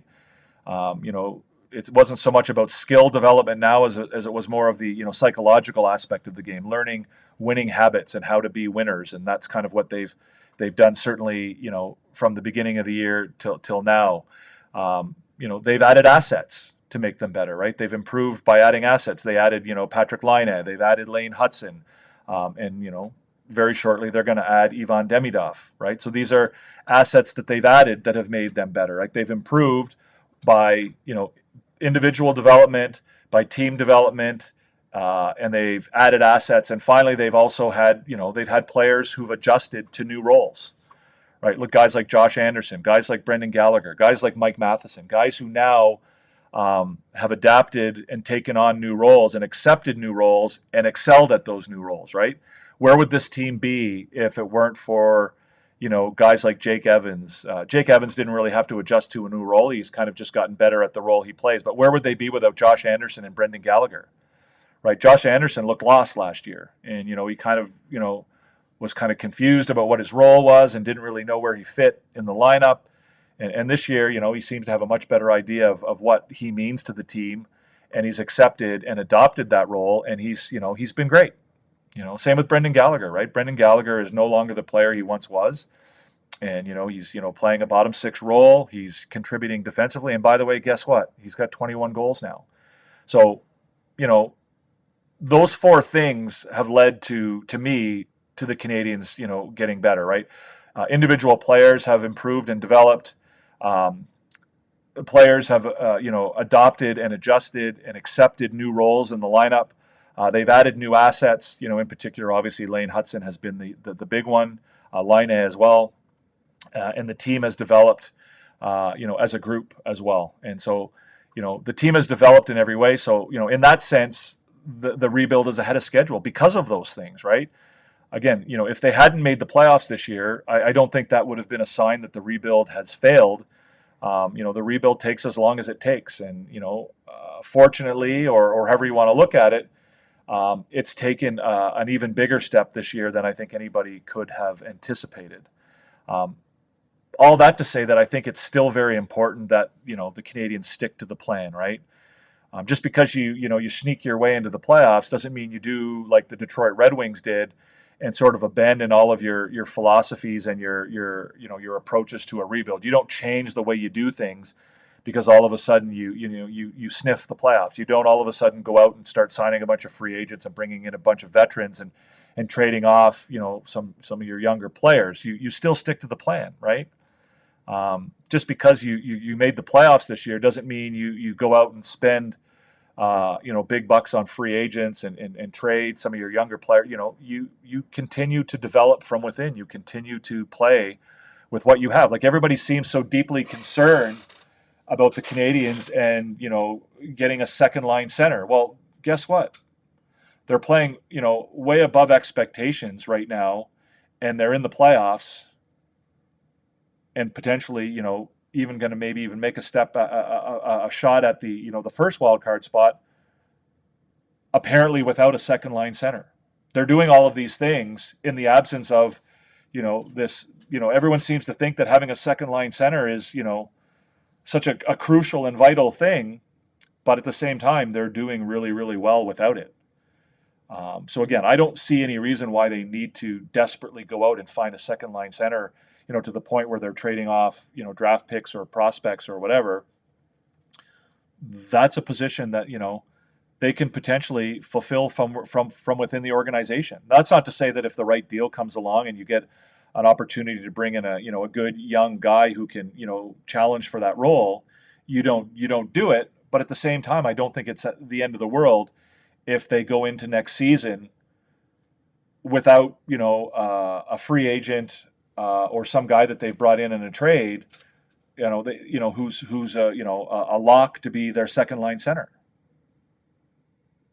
right? So yeah, the focus still needs to be on development. The focus still needs to be on your young players and your prospects. There's no need to accelerate anything, right? What we're seeing this year is that if you stick to the plan, the rebuild can accelerate itself, right? It happens organically. You don't have to do anything to move the rebuild along. The rebuild will move along on its own if you focus on development and bringing up your young players. Hi, Tristan. How are you? You don't have to, mortgage your future to bring in, free agents and veterans and whatever. You don't have to do that, right? The rebuild will advance itself, right? So that, this panic that some Canadiens fans have that, oh, we need this or we need that or we need another defenseman or we need this guy or, like all of the times we've had think about all the times that the Canadiens fans have panicked this year, right? That there's been a panic about look where we are now, right? All of the panic that, all of the times that there's been panic in Montreal, there were times where people wanted to fire Marty St. Louis, right? There were times where, this player had to go or that player had to go or this had to happen or that had to happen or we needed to do this or we needed to do that. Well, guess what? Here they are with 4 games left in the season. They're 8 points in a playoff spot. What's the lesson? You don't have to panic, right? If you stick to the plan and you do your thing, things will advance on their own. You don't have to go out there and force things, right? One of the greatest things the Canadiens have done in this rebuild is they've moved away from the reactionary approach to managing this organization, right? Kent Hughes doesn't manage the way Bergevin did, right? Bergevin would, panic and have to react every time something went wrong. You had to make a big move. You had to make a trade. You had to do this. They don't run themselves that way anymore. They're patient. They do what it takes, and they allow time to take. So again, if you've panicked this year at any point, if you've again, and it's not just the casual fans. It's the serious fans. I mean, I've had arguments with lots of people. You've seen me on other shows where I've had people on other shows tell me that Patrick Laine has got to go. I've had people on other shows tell me that Juraj Slafkovsky is never going to be a good player in the NHL. I've had people on other shows tell me, people who follow the Canadiens very closely tell me that Marty St. Louis is not the man for the job. We've had people tell us that Samuel Montembeault is not good enough and that he's not the right guy and he's got to go. And, everyone seems to think that, again, the Canadiens are in a playoff spot with 4 games left in the season. So again, any of that panic you had, if you took a deep breath and just relaxed, eventually it will pass. It will pass. That's not to say there's not a lot of things to work on. Obviously Marty St. Louis got work to do, and there's development, and there's growth, and there's going to be more young players that make their way into the lineup. Demidov next year. Does Reinbacher get in the lineup next year? Does Mailloux get in the lineup next year? What about guys like Beck, and what about Florian Jacki and all of these other guys? So again, whether it's at the American League level or the NHL level, we're going to see, right? There's still a lot of work to be done. But at this point, they're gaining crucial experience, perhaps, earlier than anybody expected them to, right? They're getting playoff experience, before anybody, anticipated that they would. And that experience can't be rushed. Like let them, let it happen, right? Let these guys, Nick Suzuki, right, went to Kent Hughes, at the trade deadline and said, let us cook, right? For lack of a better expression, let us cook, right? Leave this group together and let us show you what we can do, right? Be patient. Don't go out there and force anything. Don't be reactive. Don't jump the fence. Don't jump the gun. Leave us alone and let us prove to you what we can do, right? Be patient. Let it happen, right? And it worked, So all that to say, the rebuild, I think, is very much ahead of schedule. If you're at all frustrated about the rebuild, then I think you're kind of barking up the wrong tree. The rebuild is going very, very well. But just as much, if you feel like the rebuild is over because they've made the playoffs, then I think you're also grossly mistaken there. It's not. It shouldn't be, and there's still a lot of work to be done. And the goal is not to make the playoffs. The goal is to win the Stanley Cup. And the goal is not only to win the Stanley Cup, but the goal is to become a perennial contender. Right? You don't want to win the Stanley Cup and then, plummet back down to the bottom of the standings. You want to be a team that, you want to be a team like Tampa. You want to be a team like, Las Vegas. You want to be a team like, that is in the mix year after year after year. In fact, you want to be better than those teams, right? The philosophies and the approaches that the Canadiens are using in this rebuild are philosophies and approaches that you can take into the management of your organization going forward forever, right? I think your organization should always be focused on young prospects and development, right? You should always be focused on that. You should always be focused on, doing your best through the draft, having better scouting, having a strong staff at, the American Hockey League level, having, developmental and skills coaches at the NHL level, all this stuff, creating an atmosphere where players like to be and want to be a part of, and, all of that stuff, right? The cap, the salary cap stuff, like, maintaining an internal salary cap and controlling spending so that, you can be successful and you don't end up in a situation like the Edmonton Oilers or the Toronto Maple Leafs, right? That's what you want, right? You want to be a team that, can be successful sustainably for a long time. How many players on the roster will be changed next season? I don't know, Randy. I don't know. Again, like somebody asked earlier, like, guys like Armia and Dvorak, Pezzetta, these are guys who, may or may not, be back, because their contracts are up. But there's some young guys that are on their way up. Some of them, may or may not be ready. Is Owen Beck ready to play in the NHL full time? Will Joshua Roy finally make that step? What about Reinbacher? What about Mayu? What about Jack-Eye? What about Demidov? Right? Again, so again, I have no idea. I have no idea, Randy. We'll have to wait until next year's training camp. I think there will be some healthy competition at training camp next year between some of the younger guys and the older guys. I think the Canadiens ideally would give some preference to some of the younger players. But again, you still have to have the right guys in your lineup, right? A guy like Dvorak's a really interesting, case study, right? He's probably not the ideal guy in your lineup, and you probably would prefer to bring up a guy like Owen Beck. But Dvorak's a left-handed centerman, and they don't have a lot of that. And Dvorak is a guy who can go out and win faceoffs for you when they matter the most. And, as a rookie, you don't expect Beck to be, maybe someday he's a guy who, wins faceoffs at a high rate, but, can you expect him to step in and be that guy next year? I'm a two-team guy since 1972, Habs and Leafs. Okay. All right, Antoine. They're learning to be patient, those young Hab players. Since Demidov signed his ELC, if he plays, does it count as the first year of his contract? It counts either way, Randy, whether he plays or not. They've signed him to the contract, and the contract is for this year, next year, and the year after. It doesn't matter whether he plays or not. So they have burnt that first year, so they will be eligible to extend him, not this summer coming, but the summer after that, and then, not next year, but the end of the year after that, his contract will expire. Hopefully they'll have extended him by then. Very similar to Lane Hudson, right? Lane Hudson came up last year. They signed an ELC for last year, this year, and next year.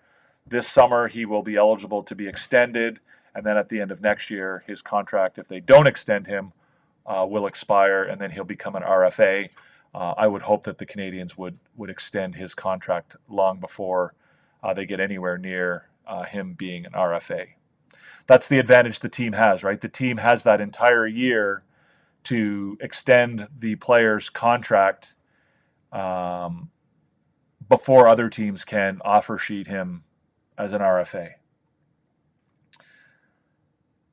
What's up, gang, over on TikTok? If you're over on TikTok, come join us on YT. The channel is right there. Open up your YT app and hit that channel and pop over. We're live with Habs Therapy Day. Come and check us out. Suzuki can play 2C. I want a 1C. What is it that makes you think that Suzuki isn't a 1C? I think that's I think that's a crazy take, honestly, Sean. I think that Suzuki is developing into not just a 1C, but an elite 1C in the NHL.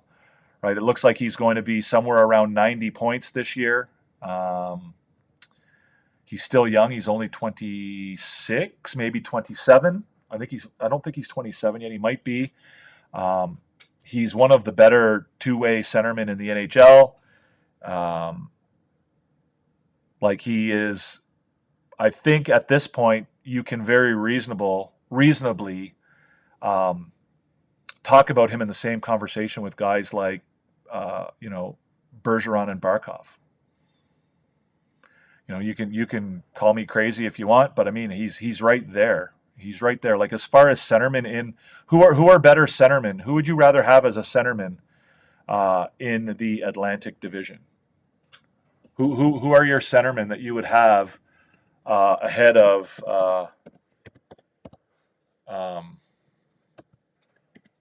Nick Suzuki in this division? I'm trying to bring something up here.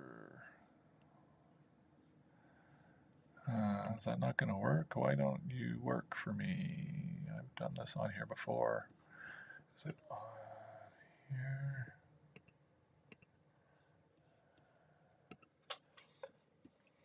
Sorry, guys. I'm trying to bring something up here.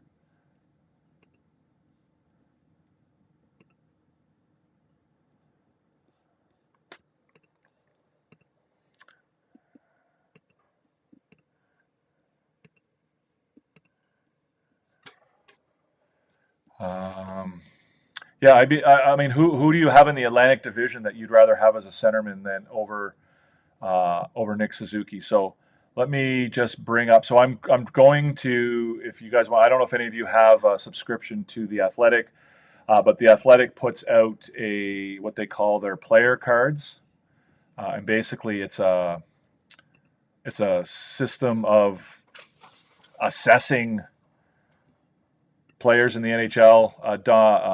Dom Luszczyszyn established this. So again, centers in the Atlantic Division right now. Austin Matthews has a rating of +21. Sam Reinhart has a rating of +20. Alexander Barkov has a rating of +18. John Tavares has a rating of +16. And Nick Suzuki has a rating of +15. So in the entire Atlantic Division, you've got 4 centermen with a higher rating, and this is a rating that takes in their defense and their offense. You've got 4 guys ahead of Nick Suzuki, 2 for Toronto and 2 for Florida. So he's ahead of guys like Cirelli, Point, Tage Thompson, Dylan Larkin, Tim Stützle, Morgan Geekie, Anton Lundell, Elias Lindholm, Sam Bennett, Shane Pinto, Pavel Zacha, Nick Paul. So again, in the division, there's not really. I don't see. Nick Suzuki's older than 25. I believe he's 26. Oh, you're right. He is 25. Look at that. Okay, there you go. Well, I didn't say you said he was bad, Sean. I think you said that you implied that he wasn't a 1C, and I think he certainly is. To say Suzuki is McKinnon is not real. I agree with that. But again, you don't have to be McKinnon to be a number 1 centerman in the NHL. But yeah, Barkov, Matthews. So if he's the 3rd best centerman in the entire division, how is he not a number 1 centerman? I don't get. I mean, if you can bring in a centerman who's better than Nick Suzuki, I think any team would want that. Obviously that's ideal, but again, the suggestion that you're looking for a first line centerman is kind of wild. Basically Suzuki and Tavares have the same rating here. Tavares obviously is having a good year, but I would certainly take Suzuki over Tavares. I think you probably would make a pretty good argument that Matthews, Reinhart, and Barkov are ahead of him. But again, if you take into account his two-way play, Suzuki's not that far behind, right? A lot of people like to, especially Ottawa fans, like to compare him to Tim Stützle, Suzuki's got a plus 15 rating. Stützle's got a plus 11. Similar in age, similar in a lot of ways. Stützle's a couple years younger, but Suzuki is a head and shoulders better player than Stützle. Sid the Kid is not in our division, Sean. I think you would take Sid the Kid for one game over Suzuki, but I think in the long run, I'd rather have a 25-year-old over a 39-year-old or 38-year-old. Assuming all the UFAs will be gone, I believe 3 spots will be open. Yeah, again, I don't know. We can assume that all 3 UFAs will be gone. Again, Sean, I think if you want Sidney Crosby on the Montreal Canadiens, I'm not sure that you fully understand what it means to be in a rebuild. I don't know that you fully get the nature of a rebuild and what the Canadiens are trying to do here. Bringing in a 38-year-old veteran who may have a year or 2 left in him and paying him, $9 million isn't conducive to the Montreal Canadiens plan. I like building the team from the top down, not the bottom up. We're in a rebuild. It's possible we draft a centerman better than Suzuki. Yeah, again, and if that happens, that's awesome. That's amazing. That'd be great. If they draft a guy this year who turns out to be that guy, then that would be awesome. If we draft a guy who's a 120-point guy and, takes that number 1 centerman spot from Nick Suzuki and allows Suzuki to bump down, then yeah, that would be amazing. But again, to suggest that he's not a number 1 center and that the Canadiens need a number 1 center, I don't think maybe that's not the way you meant it, but that's what I took. So I thought he said plus minus was a team stat. It is, Tristan. I haven't referred to plus minus at all. The ratings I was talking about are the net ratings on the Athletic, Tristan. They're not plus minus ratings. So on the Athletic, they have a system or an algorithm that they use to assess players that takes into account a number of different statistics, and it basically creates a defensive and an offensive rating and a net rating. And the rating can be a positive rating or it can be a negative rating. So, for example, like I said, Nick Suzuki is rated as a plus 15. Christian Dvorak is rated as a 0. Jake Evans is rated as a -1. Let's see, any other Canadians here? Kirby Dach is rated as a -7. Alex Newhook is rated as a 9. So it's not plus minus as far as the plus minus rating that you're thinking of. Born to be a Hab, welcome back. I think you were here before. I don't think you need another center better than Suzuki, one that is equal to or a little less. Just a 1-2 punch. Suzuki on his own. Now imagine if you had a tandem. Yeah, agreed, 100%. I mean, I don't think any person in their right mind would say that that it wouldn't be nice to have a centerman who's on par or better than Nick Suzuki. Any team would want that, but to suggest that they need that in order to be successful, I don't think is accurate, right? I mean, if you draft a guy who turns out to be the next Sidney Crosby, and he can take over the number 1 center role, and yeah, that's awesome. But they don't need that. It's not right now they they need another centerman. I think they in a perfect world they'll draft another centerman this year, and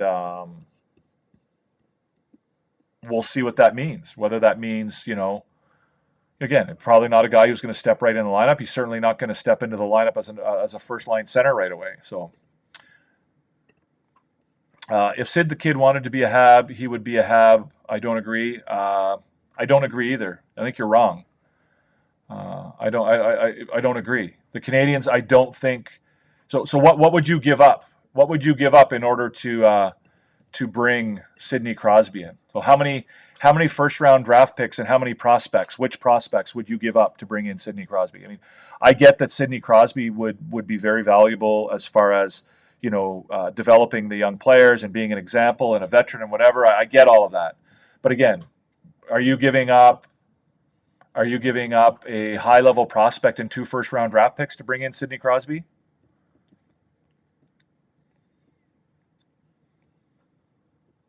And he wouldn't play. He wouldn't play first-line center, Sean. You're wrong. You're absolutely 100% wrong. Well, I'm not touchy about it, Sean. Again, I mean, if you want to make the argument, you can make the argument, but give me some facts to support your argument, right? Like, I mean, again, scoring wise, he's a top 15 player in the NHL. He's one of the better two-way centermen in the NHL. So it's not a matter of being touchy about it. It's just that you're just wrong about it. You're incorrect, right? Like, is he, to suggest that he's not a first-line center, you're not correct. He clearly is by virtue of the facts. And if you have facts that support your argument, I'm happy to address them and to hear them. But you're just it's not a matter of me being touchy. I mean, if you told me that a player on another team wasn't a first line center, and I thought you were wrong, I would tell you the same thing.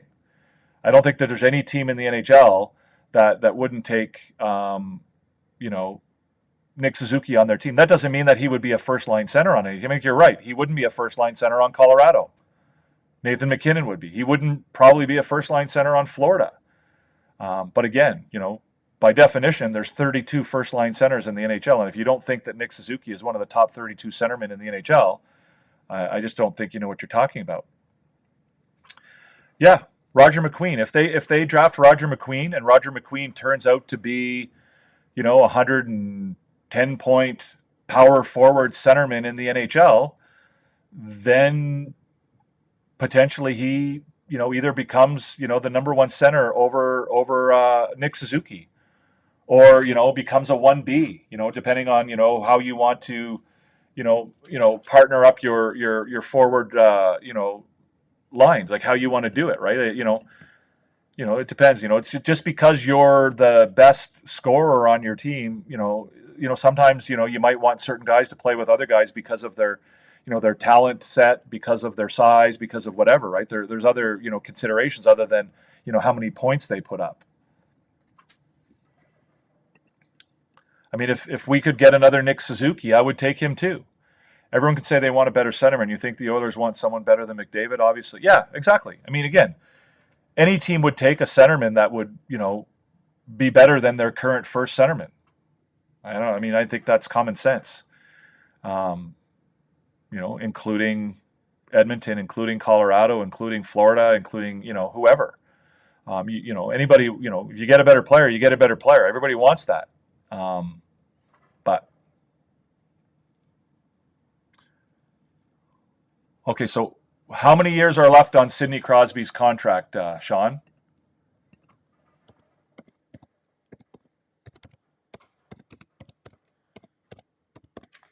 So you want to sign Crosby as a free agent, okay? So he, I believe,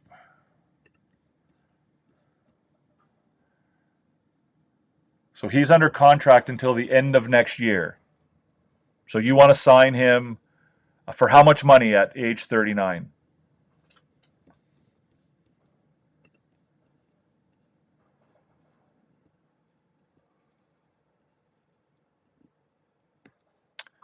Okay, so let's say you could name 10 centers better than Nick Suzuki. Let's say you could.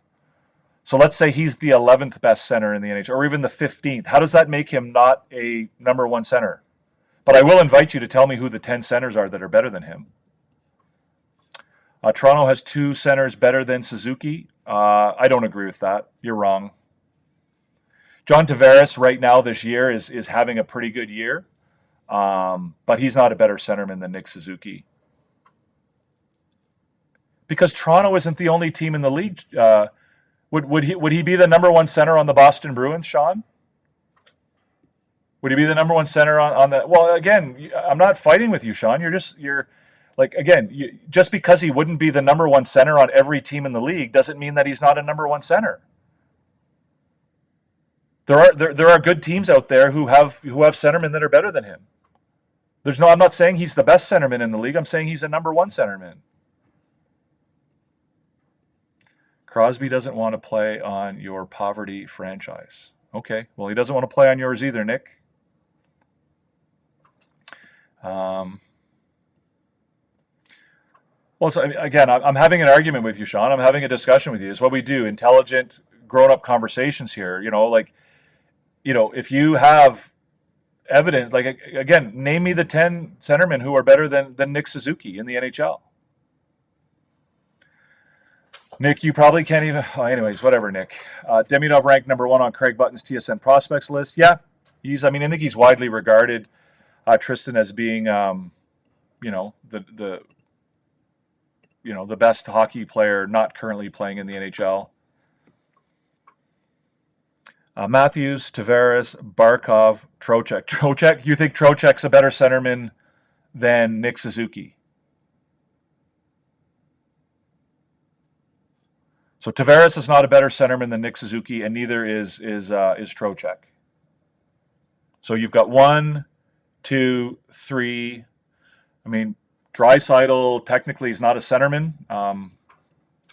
He doesn't really play center, but I would agree with you that he probably is a better player than Nick Suzuki.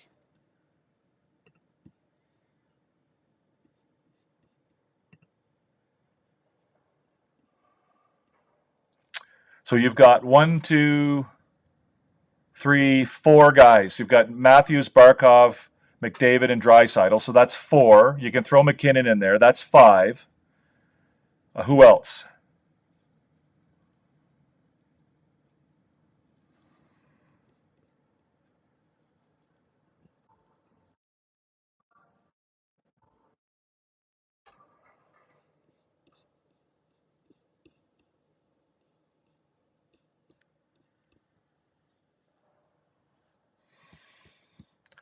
Have a good night, Nick. That's the kind of guy that's why we're not on some of the other platforms. How in what way is Tim Stützle better than Nick Suzuki? Name me the one thing that Tim Stützle does better than Nick Suzuki.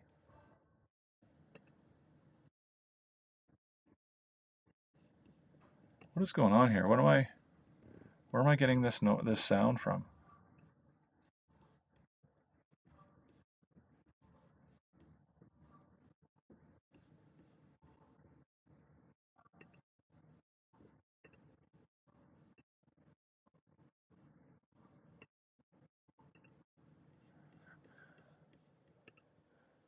Leonard is better than Nick Suzuki.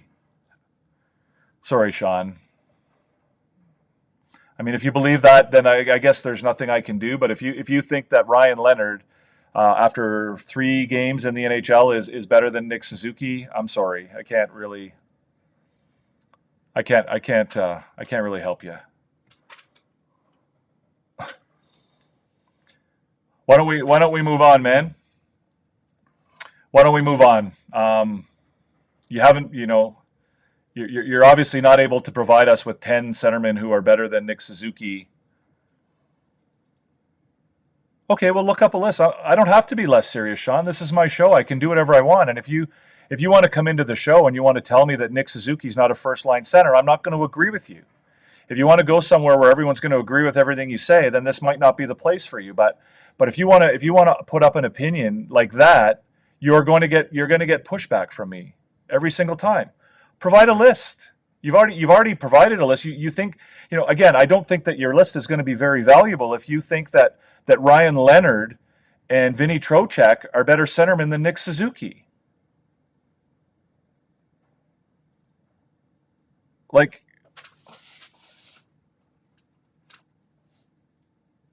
no, I didn't say that, Sean. I said even if there were, he would still be a first-line center in the NHL.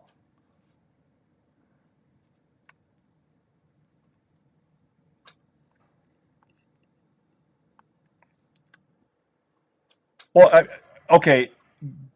If you're currently watching the show, so there's 9 people watching here and there's 3 people watching on TikTok.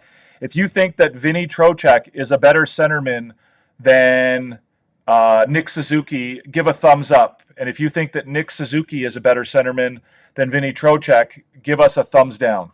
So if you agree with Sean that Vinny Trocheck is better than Nick Suzuki, then give us a thumbs up if you agree with him, and give him a thumbs down if you disagree with him.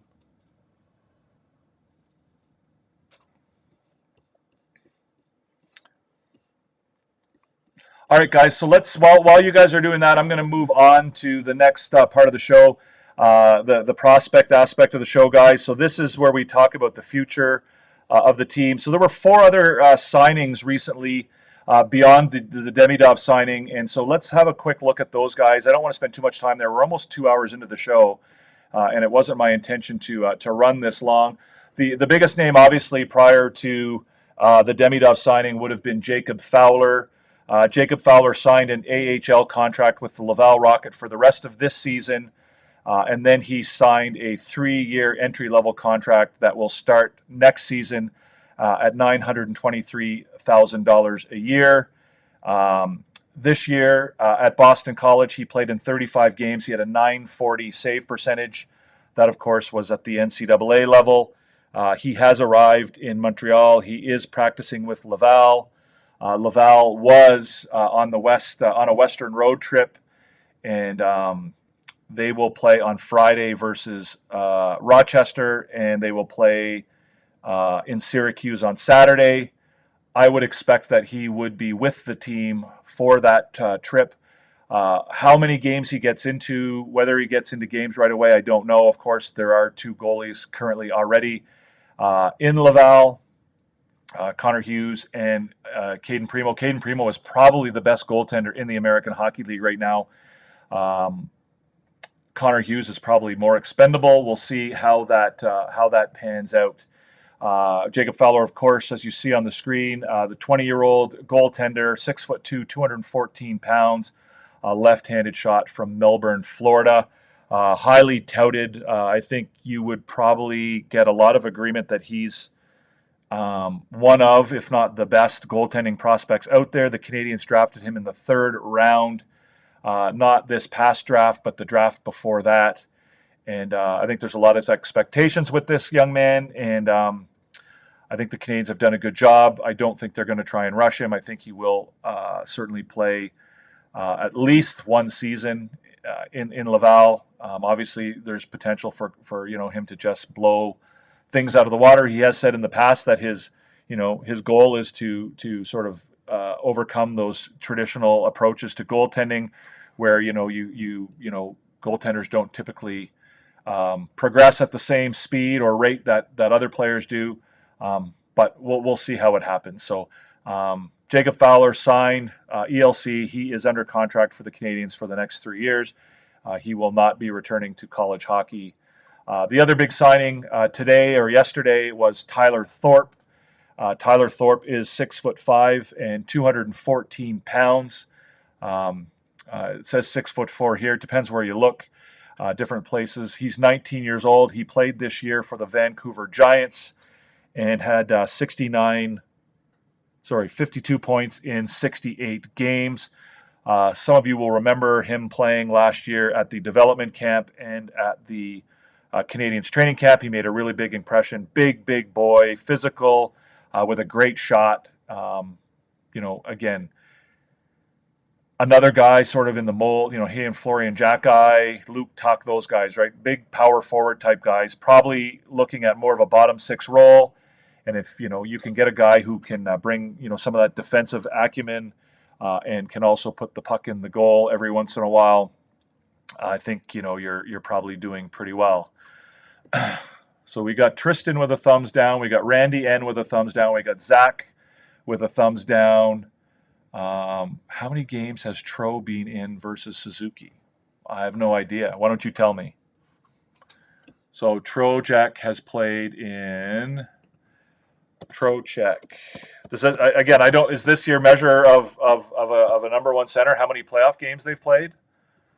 Vinny Trocheck has played in 56 playoff games. He is 31 years old and has been in the league since 2013. So, and then if we go to Suzuki, Nick Suzuki has been in.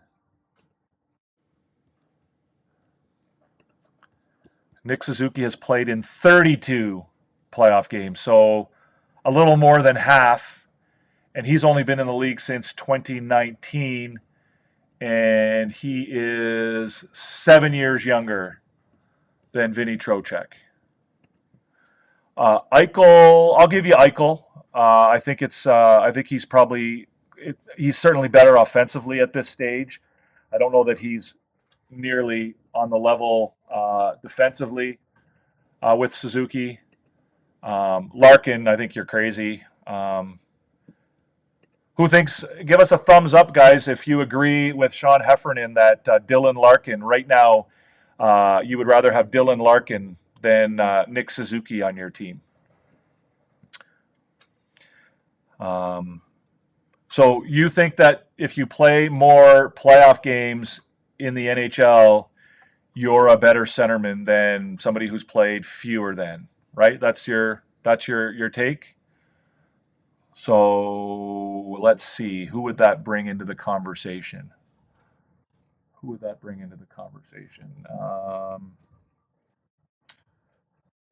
Do you think that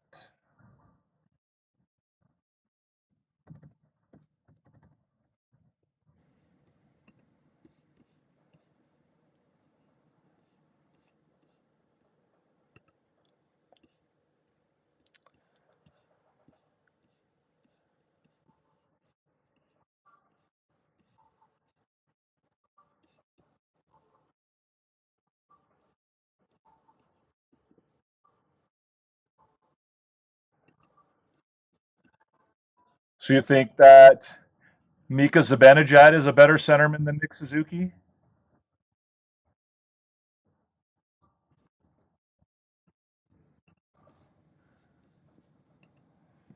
Anyways, I not instead of recliner as well as, so Trocheck would play on what line if he was a Canadian? Right now, Vinny Trocheck would probably be the Canadiens' second line center. He certainly wouldn't be their first line center. You don't like, but he played more playoff games. He's played more play. You say you don't like Mika Zibanejad, but he's played more playoff games than Vinny Trocheck, and he's played more playoff games than Nick Suzuki. So what are you talking about? So again, getting back to Tyler Thorpe, guys, he has signed a 3-year ELC with the Canadiens for $868,000 a year. Last year, he had 52 points in 68 games with the Vancouver Giants of the WHL. Again, as I was saying, he had a really good training camp, development camp, and training camp with the Canadiens last year. Another big signing, another guy I'm excited to see how he develops with Laval. I don't know whether Yeah, I should check and see whether his ELC is for this year or for next year. Because are they bringing him in to play games for this year in Laval? So his ELC starts next year, but have they signed him to any type of contract in Laval for this year?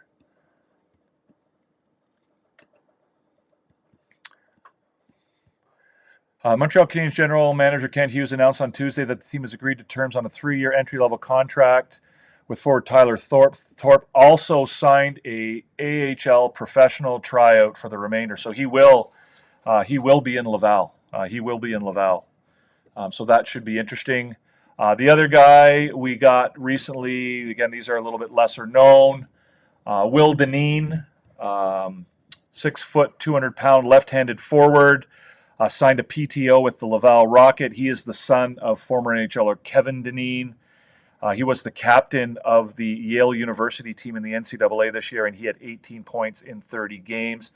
He's already played 6 games, as you see on the screen, with Laval, and he has 0 points so far. He's 24 years old, and he's from Queensbury, New York. And the last guy we have is Joseph Dunlap. The Canadiens this week signed him to a 1-year, one-way contract with the Laval Rocket. That contract will begin next year. Despite what it says here on the screen, he's not going to be with Laval this year. He's listed at 6 foot and 185 pounds. He's a right-handed forward, and he had 22 points in 39 games with Ohio State in the NCAA this year. So those are 4 new members of the organization, 4 new guys under contract right now with the Montreal Canadiens and or the Laval Rocket. Of course, Tyler Thorpe, of course, Jacob Fowler, Will Deneen, and Joseph Dunlap. So those are some guys who you can look forward to seeing either in the AHL or the NHL in years to come. Yes, Ryan Reeves is better than Connor McDavid because he has more playoff games. Yeah. Again, whatever. I think you could. I mean, anytime you think a guy who has 90 points and is, one of the top 3 or 4 best defensive forwards or two-way forwards in the NHL, if you don't think that that's a first-line center in the NHL, I really can't really argue with you too much. I think we're beyond arguing about that. So I think that's going to be it for tonight, guys. We've been running a bit late. We're over 2 hours. I didn't really intend to go 2 hours here, but it was a great conversation. We didn't always agree with each other, Sean. Again, I thought that was we kept it pretty civil and above board. I appreciate that. I don't agree with you. You obviously don't agree with me, but that's fine. We don't have to agree with one another. But again, like I said, if you want to present facts to me, I'll have any argument with anybody if they're willing to do it with facts and keep it rational and objective. So I do appreciate that. Tristan, Billy D. Who else we got here? Zachary, Cashvan, welcome. I think you're new here. I haven't seen you here before. If you're not subscribed, please hit the subscribe button. That would be awesome. If you're enjoying the show, hit the thumbs up. Same applies to guys if you are watching in a replay. If you're watching after the fact and you're enjoying the show, give us a thumbs up. And also, if you have any questions, put it in the comment section. I do respond to the comments either directly in the comment section or in the next episode. There we go. Lightning have tied up the game 2-2 with Toronto. Tristan was here. Nick Ferron was here. Unfortunately, we had to ban him. Again, we get a little bit of typical Maple Leaf fan energy from him. Who else we had here? Born to be a Hab. Randy N, of course. Billy D. Who else? Antoine Bouchard was here. Rodney Redcliffe, RDP was here earlier on. PLW. Those guys have probably all headed over. Arthur Hudon was here. Those guys have probably all headed over to Coaches Live. I know Coach is going live tonight. Luciano was here. So anyways, guys, I appreciate all of you, and I appreciate you for your comments. It allowed us to have a really good conversation tonight. It wasn't just about me, talking at you. It was a fun show. I appreciate it. I enjoy it. Merci beaucoup. On a pas eu des questions en français ce soir, mais si vous voulez demander des questions en français, on est bien capable de répondre. C'est une émission bilingue. On essaie de vous donner une place bilingue pour avoir des conversations au sujet des Canadiens de Montréal. Thank you, Cash Fan, for subscribing. I appreciate it. And for the thumbs up, guys. We're trying to get to 500 subscribers. It's slow going, but we're slowly working our way there. If you have anybody else that you think would enjoy the show, spread the word. And like I said, if you do head over to Sean Starr's show, to see those videos with Marco D'Amico about the Ivan Demidov saga. I highly recommend it, and certainly if you would just pop into the comments and just say that Devin from Recliner Sports sent you, and that he's doing great stuff over there. So I highly recommend. John Tavares just took a puck in the face, or maybe it was a stick. So anyways, yeah, all good, man. Have a great night. Merci beaucoup tout le monde. Thank you for your contributions. Thank you for your participation. We will be on the air next Wednesday, of course, with another episode of HABS Therapy Day. I'm thinking of bringing in somebody from the Washington Capitals, assuming that the Canadiens end up playing them in the first round of the playoffs. I'm assuming, trying to bring in somebody who covers the Capitals to have a chat, and we can talk about the Capitals, and he or she can ask me about the Canadiens, and we can have a conversation about that. I don't know if you're interested in that, but I'm going to do it anyway. Yes, and we will also be on the air on Friday. Not tomorrow, Randy. I think it'll be Friday. I think the Canadiens play their next game against the Ottawa Senators in Ottawa. So we'll be on the air with Habs After Dark on Friday, Saturday, and then again Monday, hopefully to talk about the debut of everybody's favorite Canadiens prospect, or current favorite Canadiens prospect, Ivan Demidov. So thanks again, guys. I hope you enjoy the rest of your night. Merci beaucoup tout le monde. J'espère que vous avez une bonne soirée. Il y a seulement 10 heures ici, alors il y a beaucoup de temps pour le reste de la soirée. On vous verra à la prochaine, mercredi prochain, pour une autre émission de HABS Therapy Day. Vendredi soir, on va avoir une émission de Bleu, Blanc, Rouge, Nuit. Après le match des Canadiens contre les Sénateurs d'Ottawa, et aussi samedi contre les Maple Leafs de Toronto. That's it, guys. I hope you enjoy the rest of your evening. Thanks so much again. I love this. I enjoy it. I hope you do as well. And we will certainly see you in the next one. Peace out.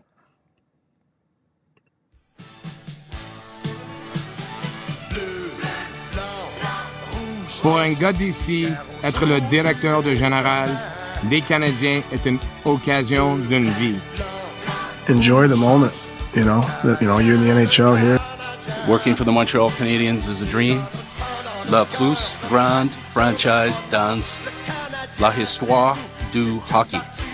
If it was my last day on this planet, and you told me what would you like to do, we want to be in that building on a Saturday night.